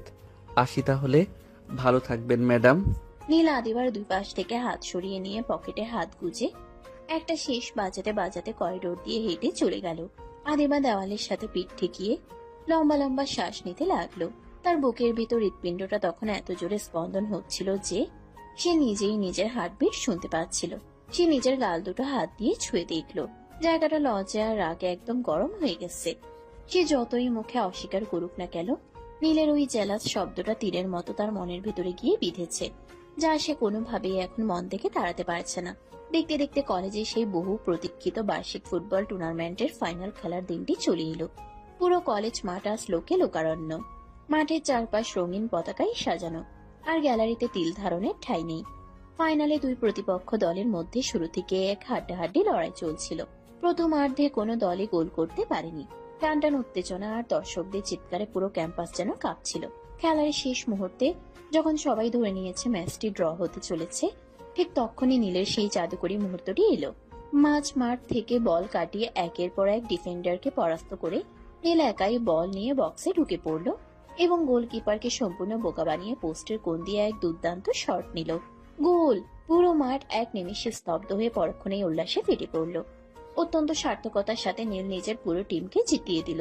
রেফারির শেষ বাঁশি বাজার সাথে সাথে টিমের সবাই মিলে নীলকে কাঁধে তুলে নিয়ে মাঠের মাঝখানে নাচাতে শুরু করলো। মাঠের এক পাশে ট্রফি নিয়ে ভিড় জমে গেল। চারপাশ থেকে মেয়েরা ফুলের মালা আর চিয়ার্স করতে করতে ছুটে এলো। সবাই এই গোল্ডেন বয়ের সাথে একটা সেলফি তোলার জন্য উন্মুখ হয়ে আছে। নীল সবার অনুরোধে হাসি মুখে পোজ দিচ্ছিল ঠিকই, কিন্তু তার চোখ দুটো ভিড়ের মাঝে অনবরত একজনকে খুঁজে বেড়াচ্ছিল। মাঠের একটু দূরে পুরস্কার বিতরণী মঞ্চের পিছনে ছায়াযুক্ত একটা জায়গায় দাঁড়িয়ে আদিবা এক দৃষ্টিতে নীলের এই সাফল্য লক্ষ্য করছিল। তার বুকের ভিতরে এক অদ্ভুত ভালো লাগার অনুভূতি হচ্ছিল, যা সে নিজে স্বীকার করতে না পারলেও তার চোখ দুটো নীলের উপর থেকে সরছিল না। কি ম্যাম, কেমন দিলাম খেলাটা? আপনার ব্যাকবেঞ্চার ছাত্রটা কিন্তু আজ পুরো কলেজের হিরো হয়ে গেল। আদিবা একদম থতমত খেয়ে গেল। সে বুঝতেই পারেনি নীল কখন এত বড় ভিড় আর মেয়েদের সেলফি তোলার আবদার এড়িয়ে চুপি চুপি এসে তার ঠিক পেছনে দাঁড়িয়েছে। নীলের গলার আওয়াজ এত কাছে শুনে আদিবা ঝট করে ঘুরে তাকালো। নীল তখনও ঘামছে। তার চোখের রোদ চশমাটা কপালে তোলা এবং ঠোঁটের কোণে সেই চেনা বিজয়ের মিষ্টি হাসি। আদিবা নিজেকে সামলে নিয়ে একটু গম্ভীর হওয়ার চেষ্টা করলো, কিন্তু তার চোখের কোণে নীলের জন্য একরাশ ভালো লাগা লুকিয়ে রাখা সম্ভব হলো না। তুমি মাঠ ছেড়ে এখানে কখন এলে নীল? সবাই তো তোমাকে খুঁজছে। যাই হোক, অভিনন্দন তোমাকে, খুব ভালো খেলেছো আজ। ধুর ম্যাম, এত বড় একটা ম্যাচ জেতালাম, পুরো টিমকে চ্যাম্পিয়ন করলাম, আর আপনি আমাকে এই একটা শুকনো অভিনন্দন দিয়ে পার পেয়ে যেতে চাচ্ছেন? এটা কিন্তু একদম অন্যায়। শুকনো অভিনন্দন মানে কি? একটা টুর্নামেন্ট জেতার পর শিক্ষিকা তার ছাত্রকে অভিনন্দন জানাবে, এটাই তো স্বাভাবিক। তাহলে তুমি এখন আমার কাছে কি আশা করছো? আমি কোনো শুকনো কথা শুনতে চাই না ম্যাম। আমি যা চাইবো আপনি কি আমাকে আজ তাই দিবেন? বলুন, দেবেন তো? আদিবা আবারও থতমত খেয়ে গেল। নীলের এই গভীর আর মায়াবী প্রশ্নের সামনে সে এক মুহূর্তের জন্য বোবা হয়ে রইল। তার বুকের ভেতর একটা মৃদু কাঁপন তৈরি হলো। নীল তার দিকে এক দৃষ্টি তাকিয়ে আছে, আর আদিবা মনে মনে ভাবছে, এই ছেলেটা হুট করে কি চেয়ে বসবে? সে কি সবার সামনে কোনো দাবি করে বসবে? আদিবার চোখে সেই দ্বিধা আর ভয় দেখে নীল হুট করে খিলখিল করে হেসে উঠল। ওনার এই অপ্রস্তুত অবস্থা দেখে নীলের খুব মজা লাগলো। আরে ম্যাম, আপনি ওভাবে ভয় পাচ্ছেন কেন বলুন তো? আমি এমন কিছু চাইবো না যা আপনাকে অস্বস্তিতে ফেলতে পারে। আমি জানি আমাদের লিমিট কতটুকু। আজকে আমার একটা ছোট্ট আবদার আছে। আজ বিকেলে কি আমার সঙ্গে একটু কফি খেতে যাবেন, যদি আপনার কোনো আপত্তি না থাকে? আজ বিকেলে? কিন্তু নীল, আমরা তো একসাথে কফি শপে গেলে যদি কলেজের কেউ দেখে ফেলে তখন কি হবে? কেউ দেখবে না ম্যাম। আমি এমন একটা জায়গায় আপনাকে নিয়ে যাব যেখানে আমাদের কলেজের কেউ সাধারণত যায় না। প্লিজ ম্যাম, আজ অন্তত আমার এই অনুরোধটা রাখুন। এত বড় একটা ট্রফি জিতলাম, আমার এই খুশিটা কি আমি আমার স্ত্রীর সাথে একটু শেয়ার করতে পারি না? আদিবা নীলের চোখের দিকে তাকালো। সেই চোখে কোনো চপলতা ছিল না, ছিল এক বুক গভীর আকুলতা আর ভালোবাসা। আদিবা আর না বলতে পারল না। তার মনের ভিতরের সেই কঠিন দেওয়ালটা যেন নীলের এই নিষ্পাপ আবদারের কাছে ভেঙে গেল। সে আলতো করে মাথা নেড়ে সম্মতি জানালো। বিকেল বেলা আদিবা আর নীল শহর থেকে একটু দূরে এক নির্জন কফি শপে গিয়ে পৌঁছালো। নীল নিজের বাইকে আদিবাকে নিয়ে এসেছিল, আর এবার আদিবা কোনো প্রতিবাদ করেনি, বরং খুব শান্ত হয়ে নীলের পেছনে বসেছিল। নীল যেখানে আদিবাকে নিয়ে এলো, জায়গাটা দেখে আদিবার চোখ দুটো জুড়িয়ে গেল। কফি শপটি ছিল শহরের কোলাহল থেকে দূরে একটা বিশাল লেকের পাড়ে। পুরো ক্যাফেটা কাটার কাছ দিয়ে তৈরি, যার চারপাশটা বড় বড় কৃষ্ণচূড়া আর রাধাচূড়া গাছে ঘেরা ছিল। বিকেলের পরন্ত রোদ কাচের দেওয়াল গলে টেবিলের উপর এসে পড়ছিল। ক্যাফের ভিতরে মৃদু স্বরে একটা রবীন্দ্রসঙ্গীত বাজছিল, যা পরিবেশটাকে আরো বেশি মায়াবী করে তুলেছে। বাইরে লেকের শান্ত জল বাতাসে দুলছে, আর দূরে সূর্যটা আস্তে আস্তে লাল হয়ে দিগন্তে মিলিয়ে যাচ্ছে। জায়গাটা আদিবার এতটাই পছন্দ হলো যে সে একদৃষ্টে বাইরের দিকে তাকিয়ে রইল। তার মনের সব ক্লান্তি আর জীবনের পুরো বিষণ্ণতা যেন ওই শান্ত লেকের বাতাসে এক নিমিষে ধুয়ে মুছে গেল। জায়গাটা সত্যিই অসাধারণ নীল। আমি কখনো ভাবিনি এই শহরের এত কাছে এত সুন্দর একটা শান্ত জায়গা আছে। আমার খুব ভালো লাগছে এখানে এসে। আপনার পছন্দ হয়েছে শুনে আমার বুকটা হালকা হলো ম্যাম। আমি যখনই খুব আপসেট থাকি বা একা থাকতে চাই তখন এই লেকের পাড়ে এসে বসি। আজ যখন ট্রফিটা হাতে নিলাম তখন প্রথম এই নামটাই মনে পড়ল, আদিবা। আমার মনে হলো আমার জীবনের সব থেকে বড় ট্রফি তো আমার সামনেই আছে, কিন্তু আমি এখনো তার মনটাই জয় করতে পারলাম না। নীল, তুমি কেন বারবার আমার এত কাছাকাছি আসার চেষ্টা করো? আমি তো তোমাকে প্রথমেই বলেছিলাম আমার অতীতটা খুব একটা সুখের নয়। আমি কাউকে নতুন করে আমার জীবনে জায়গা দিতে খুব ভয় পাই। আমার মনটা ভেঙে চুরমার হয়ে গেছে 3 বছর আগে। আমি জানি আদিবা, আমি আপনার ওই অতীতের জীবনকে হিংসা করি না। সে আপনাকে ছেড়ে চলে গেছে কারণ সে আপনার মূল্যায়ন বোঝেনি, কিন্তু আমি তো আপনাকে প্রতিদিন দেখি।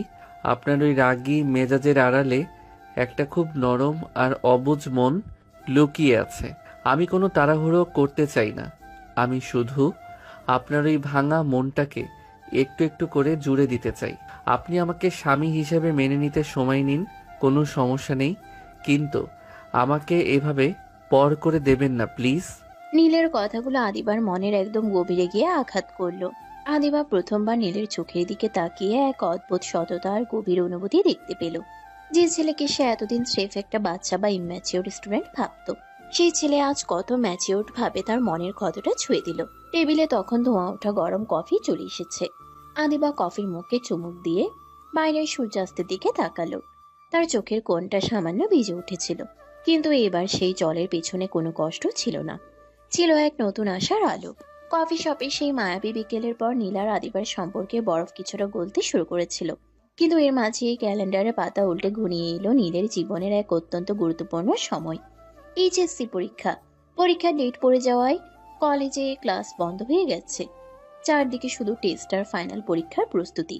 ঠিক এমন একটা সময়ে এক শান্ত বিকেলে আদিবাদের বাড়ির দরজায় কলিং বেল বেজে উঠল। আদিবার মা রেজামউদ্দিন সাহেবের স্ত্রী দরজা খুলতেই দরজায় দাঁড়িয়ে থাকা মানুষটিকে দেখে একেবারে আকাশ থেকে পড়লেন। দরজায় এক হাতে মস্ত বড় একটা বইয়ের ব্যাগ আর অন্য হাতে এক মিষ্টির প্যাকেট নিয়ে দাঁড়িয়ে আছে নীল। তার মুখে সেই চিরচেনা ড্যাম কেয়ার ভ্যাবলা হাসি। জামাইকে হুট করে এভাবে একা একা ব্যাগপত্র সহ দরজায় দাঁড়িয়ে থাকতে দেখে আদিবার বাবা মা দুজনেই ভীষণ অবাক হয়ে ড্রয়িং রুমে এসে দাঁড়ালেন। আরে নীল বাবা, তুমি হুট করে এই সময়ে? কোনো সমস্যা হয়নি তো? বাড়ির সবাই ভালো আছে? আর বলবেন না আব্বু, সামনে ফাইনাল পরীক্ষা চলে এলো, অথচ পড়াশোনার যা অবস্থা, বই খুললেই চোখে সর্ষে ফুল দেখছি। তাই ভাবলাম ঘরের বউ যখন খোদ কলেজের এত বড় নামকরা টিচার, সেখানে বাইরে ফালতু টিউশনি নিয়ে আব্বুর টাকা নষ্ট করার তো কোনো মানেই হয় না। নিজের ঘরের জিনিস থাকতে বাইরে কেন যাব বলুন? তাই সোজা ব্যাগ গুছিয়ে আপনার মেয়ের কাছে টিউশনি নিতে চলে আসলাম। আপনাদের কারো কোনো আপত্তি নেই তো আব্বু আম্মু? ওমা, আপত্তি থাকবে কেন বাবা? তুমি এত সুন্দর একটা কথা বলেছো, নিজের ঘরের বইয়ের কাছে পড়বে, এতে আমাদের তো আরো আনন্দ। তুমি ভিতরে এসো, হাত মুখ ধুয়ে ফ্রেশ হও। নীল এতই মজার ছলে আর মিষ্টি করে পুরো বিষয়টা গুছিয়ে বলল যে আদিবার বাবা মা বিন্দু মাত্র কিছু মনে তো করলেনই না, উল্টো জামাইয়ের এই উপস্থিত বুদ্ধিতে মনে মনে বেশ খুশি হলেন। তারা নীলকে সাদরে বরণ করে নিলেন। আদিবার মা তো জামাইয়ের জন্য রান্নাঘরে গিয়ে পায়েস, নুডলস আর হরেক পদের নাস্তা তৈরিতে ব্যস্ত হয়ে পড়লেন। আর আদিবার বাবা নীলের সাথে ড্রয়িং রুমে বসে পরীক্ষার সিলেবাস নিয়ে খুশগল্পে মেতে উঠলেন। ঠিক এই রাজকীয় আপ্যায়নের মাঝে কলেজ শেষ করে ক্লান্ত শরীরে বাড়ি ফিরল আদিবা। কলিং বেল টিপে ভেতরে পা রাখতেই সোফায় নবাবের মতো পা তুলে বসে আম খাওয়ার দৃশ্যটা দেখে আদিবা পুরো থমকে গেল। তার চোখ দুটো যেন কপাল ছুঁয়ে ফেলল।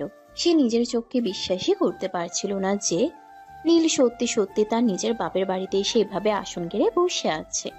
নীল, তুমি তুমি এখানে এই সময় কি করছো? আর এই ব্যাগপত্র কিসের? এই তো ম্যাম, আপনার ছাত্র আপনার দরজায় উপস্থিত। পরীক্ষার প্রিপারেশন নিতে এসেছি। এখন থেকে রোজ রাতে আপনার কাছে স্পেশাল কোচিং নেব। আদিবা, নীল একদম ঠিক সিদ্ধান্ত নিয়েছে মা। সামনে ওর এত বড় পরীক্ষা, ও একা একা ঘরে পড়া বুঝতে পারছে না। তুই যখন কলেজের টিচার, তুই ওকে প্রতিদিন রাতে নিজের রুমে ডেকে ভালো মতো গাইড করবি। আমরা নীলকে এখানে রেখে দিয়েছি। পরীক্ষা শেষ না হওয়া পর্যন্ত ও আমাদের বাড়িতেই থাকবে। কিন্তু বাবা, ও আমার রুমে মানে পড়াশোনা তো নিজের বাড়িতেও করতে পারতো। আমার নিজেরও কলেজের অনেক খাতা দেখার চাপ থাকে। কোনো অজুহাত শুনবো না আদিবা। জামাই কত আশা নিয়ে নিজের পড়াশোনা ঠিক করে, তুই আজ থেকে প্রতিদিন সন্ধ্যাবেলা ওকে তোর রুমে নিয়ে পড়তে বসাবি। কোনো ফাঁকিবাজি যেন না দেখি। নীল বাবা, তুমি এই মিষ্টিটা খাও তো।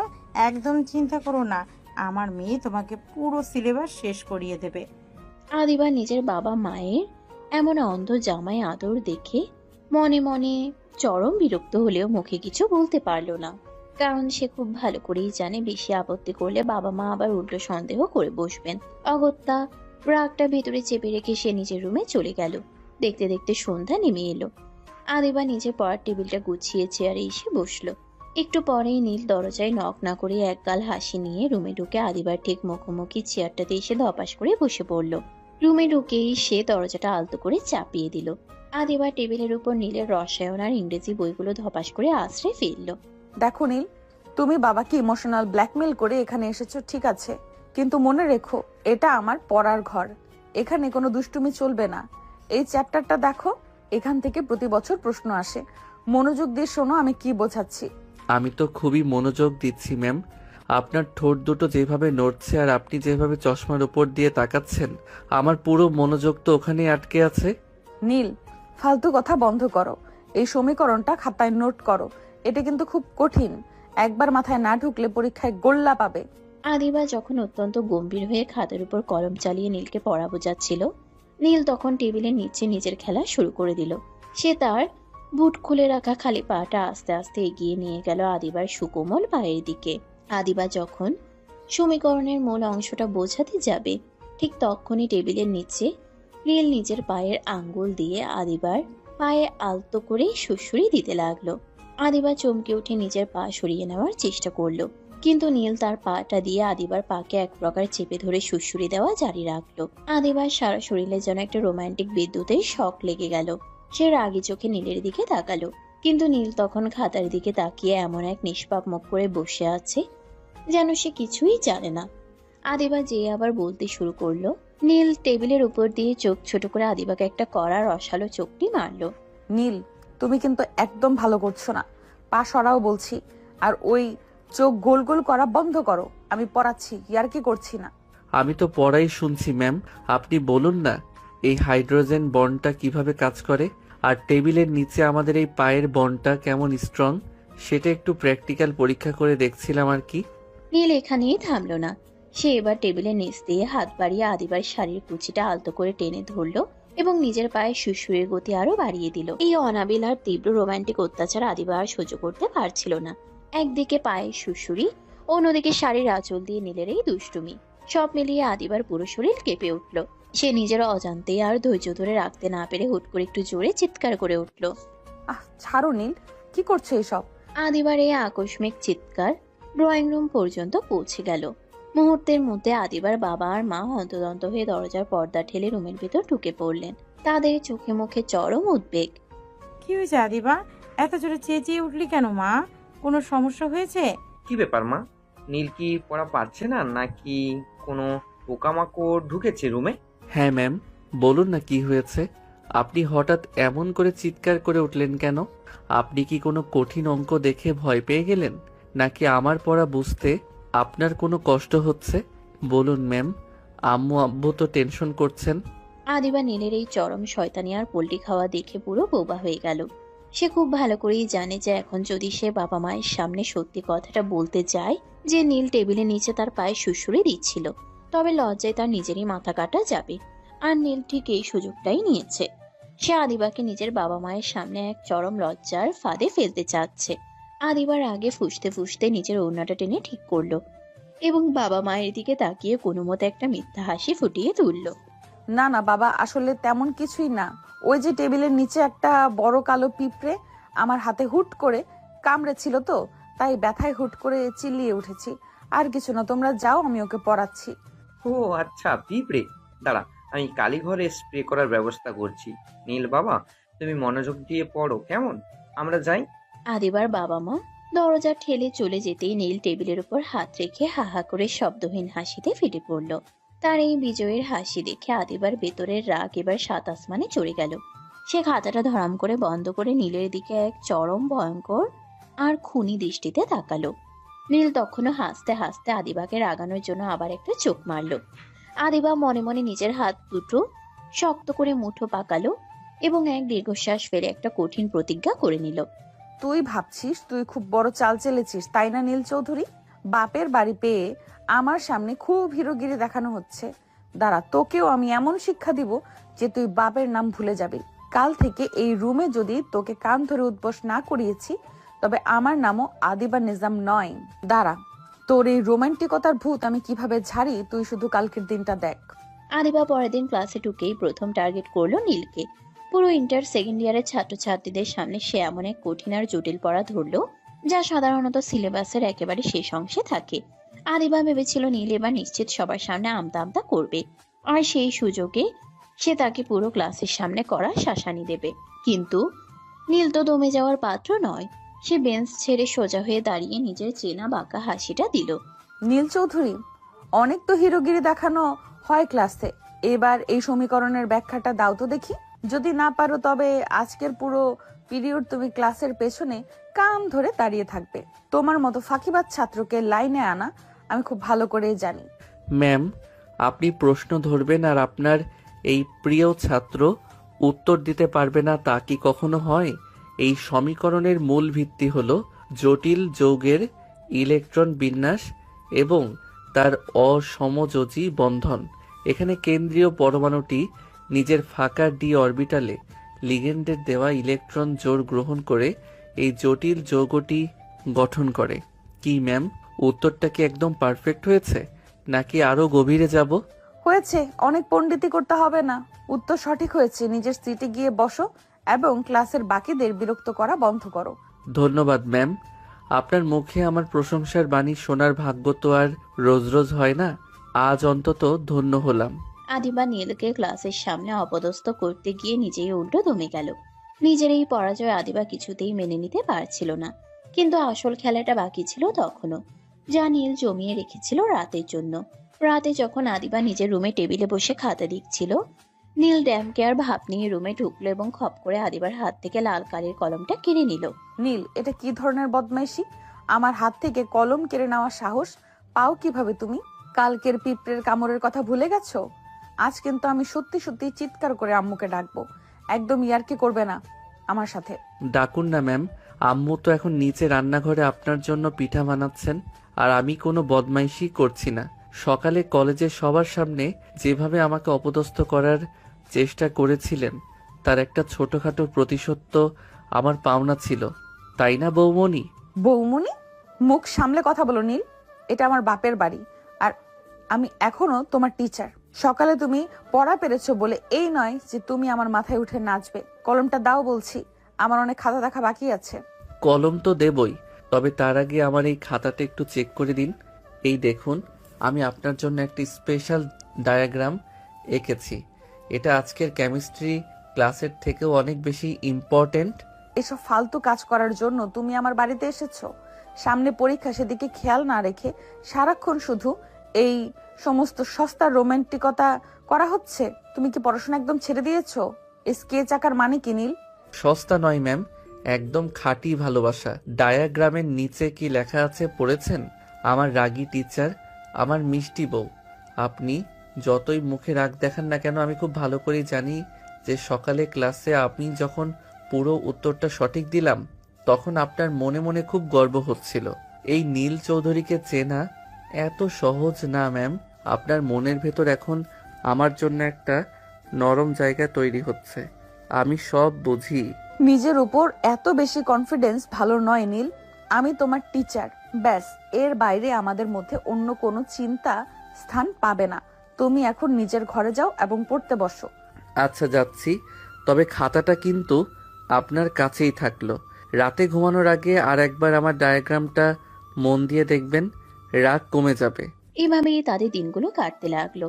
কখনো কলেজে আদিবার কড়া শাসন, আবার কখনো রাতে নীলের মিষ্টি আর রোমান্টিক প্রতিশোধ।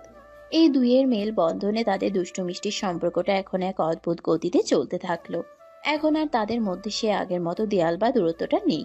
তারা অনেকটাই স্বাভাবিক হয়ে গিয়েছে নিজেদের জীবনে। একদিন দুপুরবেলা আদিবা আলমারি খুলে নিজের শাড়িগুলো গোছাচ্ছিল। আলমারির উপরের তাক থেকে একটা ভারী সুতির শাড়ির প্যাকেট নামাতে গিয়ে সেটা আদিবার হাত থেকে ফসকে যাচ্ছিল। ঠিক সেই মুহূর্তে নীল রুমের ভেতর ঢুকছিল। শাড়িটা পরে যেতে দেখে নীল এক লাফে এগিয়ে এসে আদিবাকে পেছন থেকে জড়িয়ে ধরে আলমারির পিলারের সাথে আটকে দিল। আর তার অন্য হাতটা গিয়ে পড়লো সেই পড়ে যাওয়া শাড়ির প্যাকেটের উপর। আদিবা পুরোপুরি নীলের বুকের মাঝে বন্দী হয়ে গেল। নীলের চিবুকটা ঠিক আদিবার কাঁধের উপর এসে ঠেকলো। আদিবা চমকে উঠে নীলের দিকে তাকাতেই দুজনের চোখ একদম এক হয়ে গেল। এত কাছাকাছি তারা এর আগে কখনো আসেনি। নীলের উষ্ণ নিঃশ্বাস আদিবার গালে এসে আশ্রে পড়ছিল, আর আদিবার হৃদস্পন্দন এক লাফে 100 গুণ বেড়ে গেল। যখন তারা বুঝতে পারলো যে তারা কতটা অপ্রস্তুত আর গভীর একটা মুহূর্তে কাছাকাছি চলে এসেছে, তখন দুজনেরই এক চরম অস্বস্তিতে পড়ে গেল। উফ নীল, তুমি সবসময় এভাবে হুটহাট গায়ের উপর এসে পড়ো কেন? সরো আমার সামনে থেকে, নিজের হাত সরাও বলছি। আমার ভীষণ অস্বস্তি হচ্ছে। কেউ দেখলে কি ভাববে? আরে আমি তো শাড়িটা পরে যাচ্ছিল দেখে ওটা লুফতে এসেছিলাম ম্যাম। আমি ইচ্ছে করে তো আর, মানে আপনি শুধু শুধু রেগে যাচ্ছেন। আমি তো আপনার সাহায্য করতে চেয়েছিলাম, আপনার ক্ষতি হতে দিতাম কিভাবে বলুন? আমি রেগে যাচ্ছি না, কিন্তু তোমার সাহায্য করার স্টাইলটা একদম ঠিক নয়। তুমি এখন এই রুম থেকে যাও, আমার অনেক কাজ আছে। আর এইভাবে পারমিশন ছাড়া হুট করে রুমে ঢুকবে না একদম। যাচ্ছি ম্যাম, যাচ্ছি।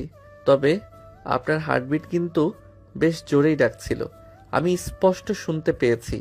বেশি অস্বস্তিতে পড়ার কিছু নেই, নিজের বরের বুকেই তো পড়েছিলেন। বরের বুকে জড়াতে আবার এত লজ্জা কিসের? নীল, মুখ একদম বন্ধ করো।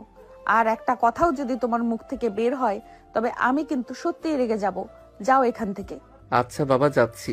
কিন্তু আপনার ওই লাল হয়ে যাওয়া গাল দুটো কিন্তু অন্য কথাই বলছে। নিজের মনকে কতদিন এভাবে আটকে রাখবেন ম্যাম? আমিও দেখে নেব। নীল এক মুহূর্ত চাতুর্যের হাসি নিয়ে রুম থেকে প্রায় দৌড়ে বের হয়ে গেল। আদিবা নিজের বুকের উপর হাত রেখে ধপ করে বিছানায় বসে পড়ল। তার পুরো মুখমণ্ডল তখন লজ্জায় আর এক অদ্ভুত ভালো লাগার অনুভূতিতে লাল হয়ে উঠেছে। সে আয়নার দিকে তাকিয়ে নিজের অবাধ্য মনটাকে কিছুতেই শান্ত করতে পারছিল না। সে বুঝতে পারছিল নীলের এই ড্যামকে আর ভালোবাসার জাল থেকে নিজেকে মুক্ত করা এখন আর তার সাধ্যে নেই। নীল, এই নোটটা ভালো করে দেখো। জৈব রসায়নের এই বিক্রিয়াটা কিন্তু বেশ জটিল। তুমি কার্বন পরমাণু বন্ধনগুলো ঠিকঠাক না মেলালে পুরো সমীকরণ ভুল হয়ে যাবে। মনোযোগ এইখানে দাও। ওদিকে তাকিয়ে কি দেখছো? আমার মুখের দিকে তাকিয়ে থাকলে পরীক্ষায় পাশ করতে পারবে না। আমি তো আপনার কথাই শুনছি ম্যাম। আপনি যখন এত সুন্দর করে বুঝিয়ে দেন তখন কঠিন পড়াটাও কেমন যেন সহজ মনে হয়। আচ্ছা, এই যে এখানে কার্বনের হাত 4টা, এদের মধ্যে আকর্ষণ বলটা ঠিক কী রকম হয় ম্যাম? একটু প্র্যাকটিক্যাল বুঝিয়ে দেবেন, নাকি শুধু বইয়ের পাতায় আটকে থাকবে আমাদের এই কেমিস্ট্রি? নীল, ইয়ার কি করো না তো। এই দেখো, আমি কলম দিয়ে মার্ক করে দিচ্ছি। এই বন্ধনটা ভাঙলে উফ, আমার হাতটা কাঁপলো কেন? নীল, তোমার কলমটা আমার কলমের সাথে আটকে গেছে। ছাড়ো এটা। তুমি ইচ্ছে করে আমার কলমটা আটকে রেখেছো, তাই না? আমি তো ছাড়তেই চাই ম্যাম, কিন্তু আপনার হাতের এই কলমটাই তো আমার কলমটাকে টেনে ধরলো। দেখুন না কেমন জড়িয়ে গেছে দুটো। আপনি মুখে যতই দূরে ঠেলে দিন, আপনার হাতের কলম কিন্তু আমার কলম ছাড়তে চাইছে না। আদিবা নিজের কলমটা নীলের হাতের কলম থেকে ছাড়াতে গিয়ে হুট করেই টেবিলের উপর রাখা জলের গ্লাসটায় হাত লেগে গেল।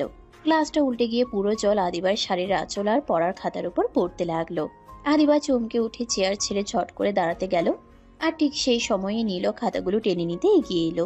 টেবিলের উপর ঝুঁকে পড়ার কারণে দুজনের মাথা হুট করে একসাথে ঠুকে গেল। আদিবা ব্যথায় ভারসাম্য হারিয়ে সোজা নীলের উপর গিয়ে পড়ল।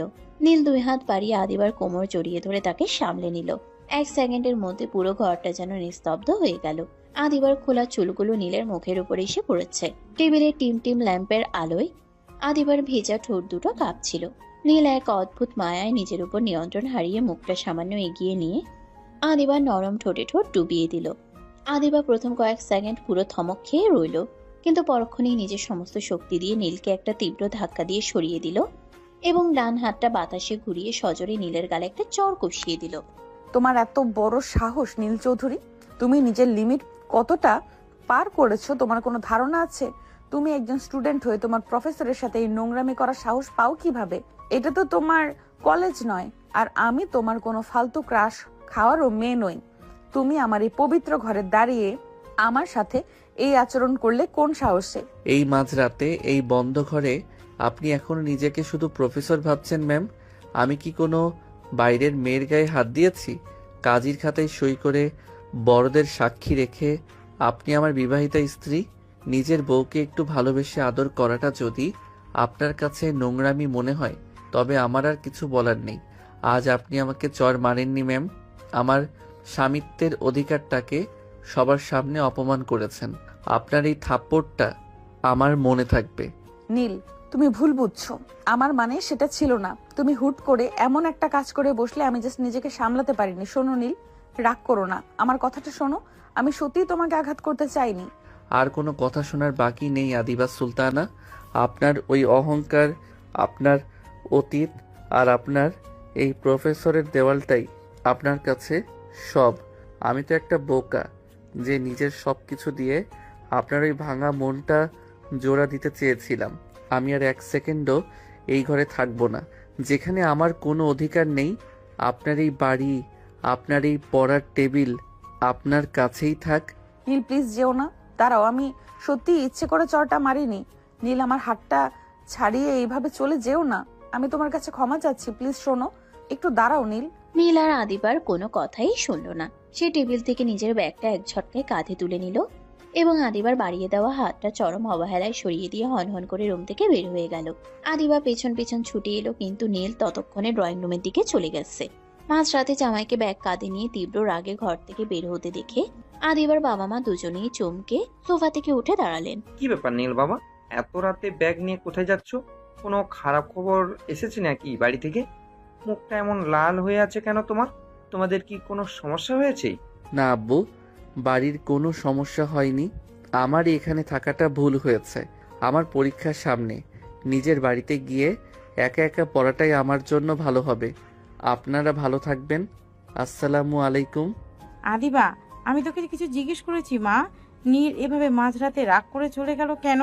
তোদের পড়ার ঘরে কি হয়েছিল? ও কি পড়াশোনা নিয়ে কিছু বলেছে, নাকি তুই আবার তোর ওই চড়া মেজাজ দেখালি ওর ওপর? সত্যি কথাটা বল আমাদের, জামাই কেন এত রাতে একা একা চলে যাবে? বাবা, আসলে ও পড়া বুঝতে পারছিল না।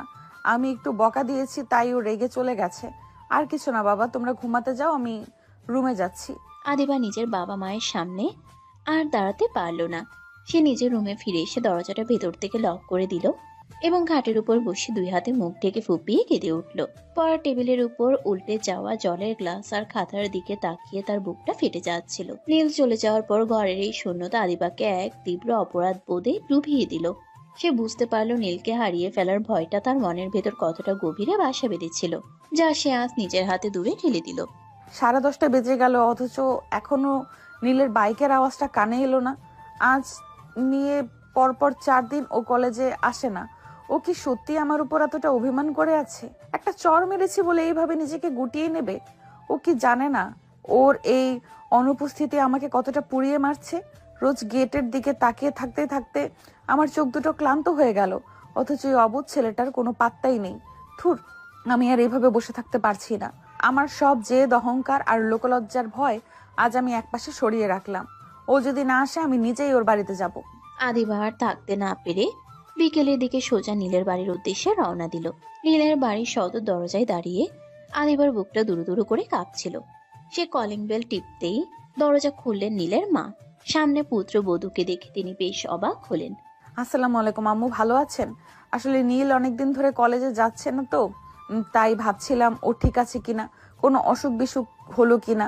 শিক্ষক হিসাবে ছাত্রের খোঁজ নেওয়াটা দায়িত্ব, তাই আর থাকতে না পেরে চলে আসলাম। ও কি বাড়িতে আছে আম্মু? ওয়ালাইকুম আসসালাম মা, ভেতরে এসো।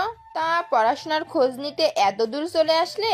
নীল তো ঘরেই আছে, ওর শরীর একদম ঠিক আছে মা। তুমি নিজে গিয়েই ওর খোঁজ নাও। ওই শেষ মাথার রুমটায় যাও, দরজা খোলাই আছে। আচ্ছা আম্মু, আমি তাহলে ওর রুমের দিকেই যাচ্ছি, আপনারা বসুন। আদিবা লক্ষ্য করলো নীলের বাবা মা দুজনেই নিজেদের মধ্যে মুখ টিপে হাসছেন। বড়রা যে তাদের ভেতরের মান অভিমানের আসল কারণটা ঠিকই আঁচ করতে পেরেছেন, তা আদিবার বুঝতে আর বাকি রইল না। লজ্জায় লাল হয়ে আদিবা দ্রুত পা চালিয়ে নীলের ঘরের দিকে এগিয়ে গেল এবং ভেতরে ঢুকে আলতো করে দরজাটা লক করে দিল।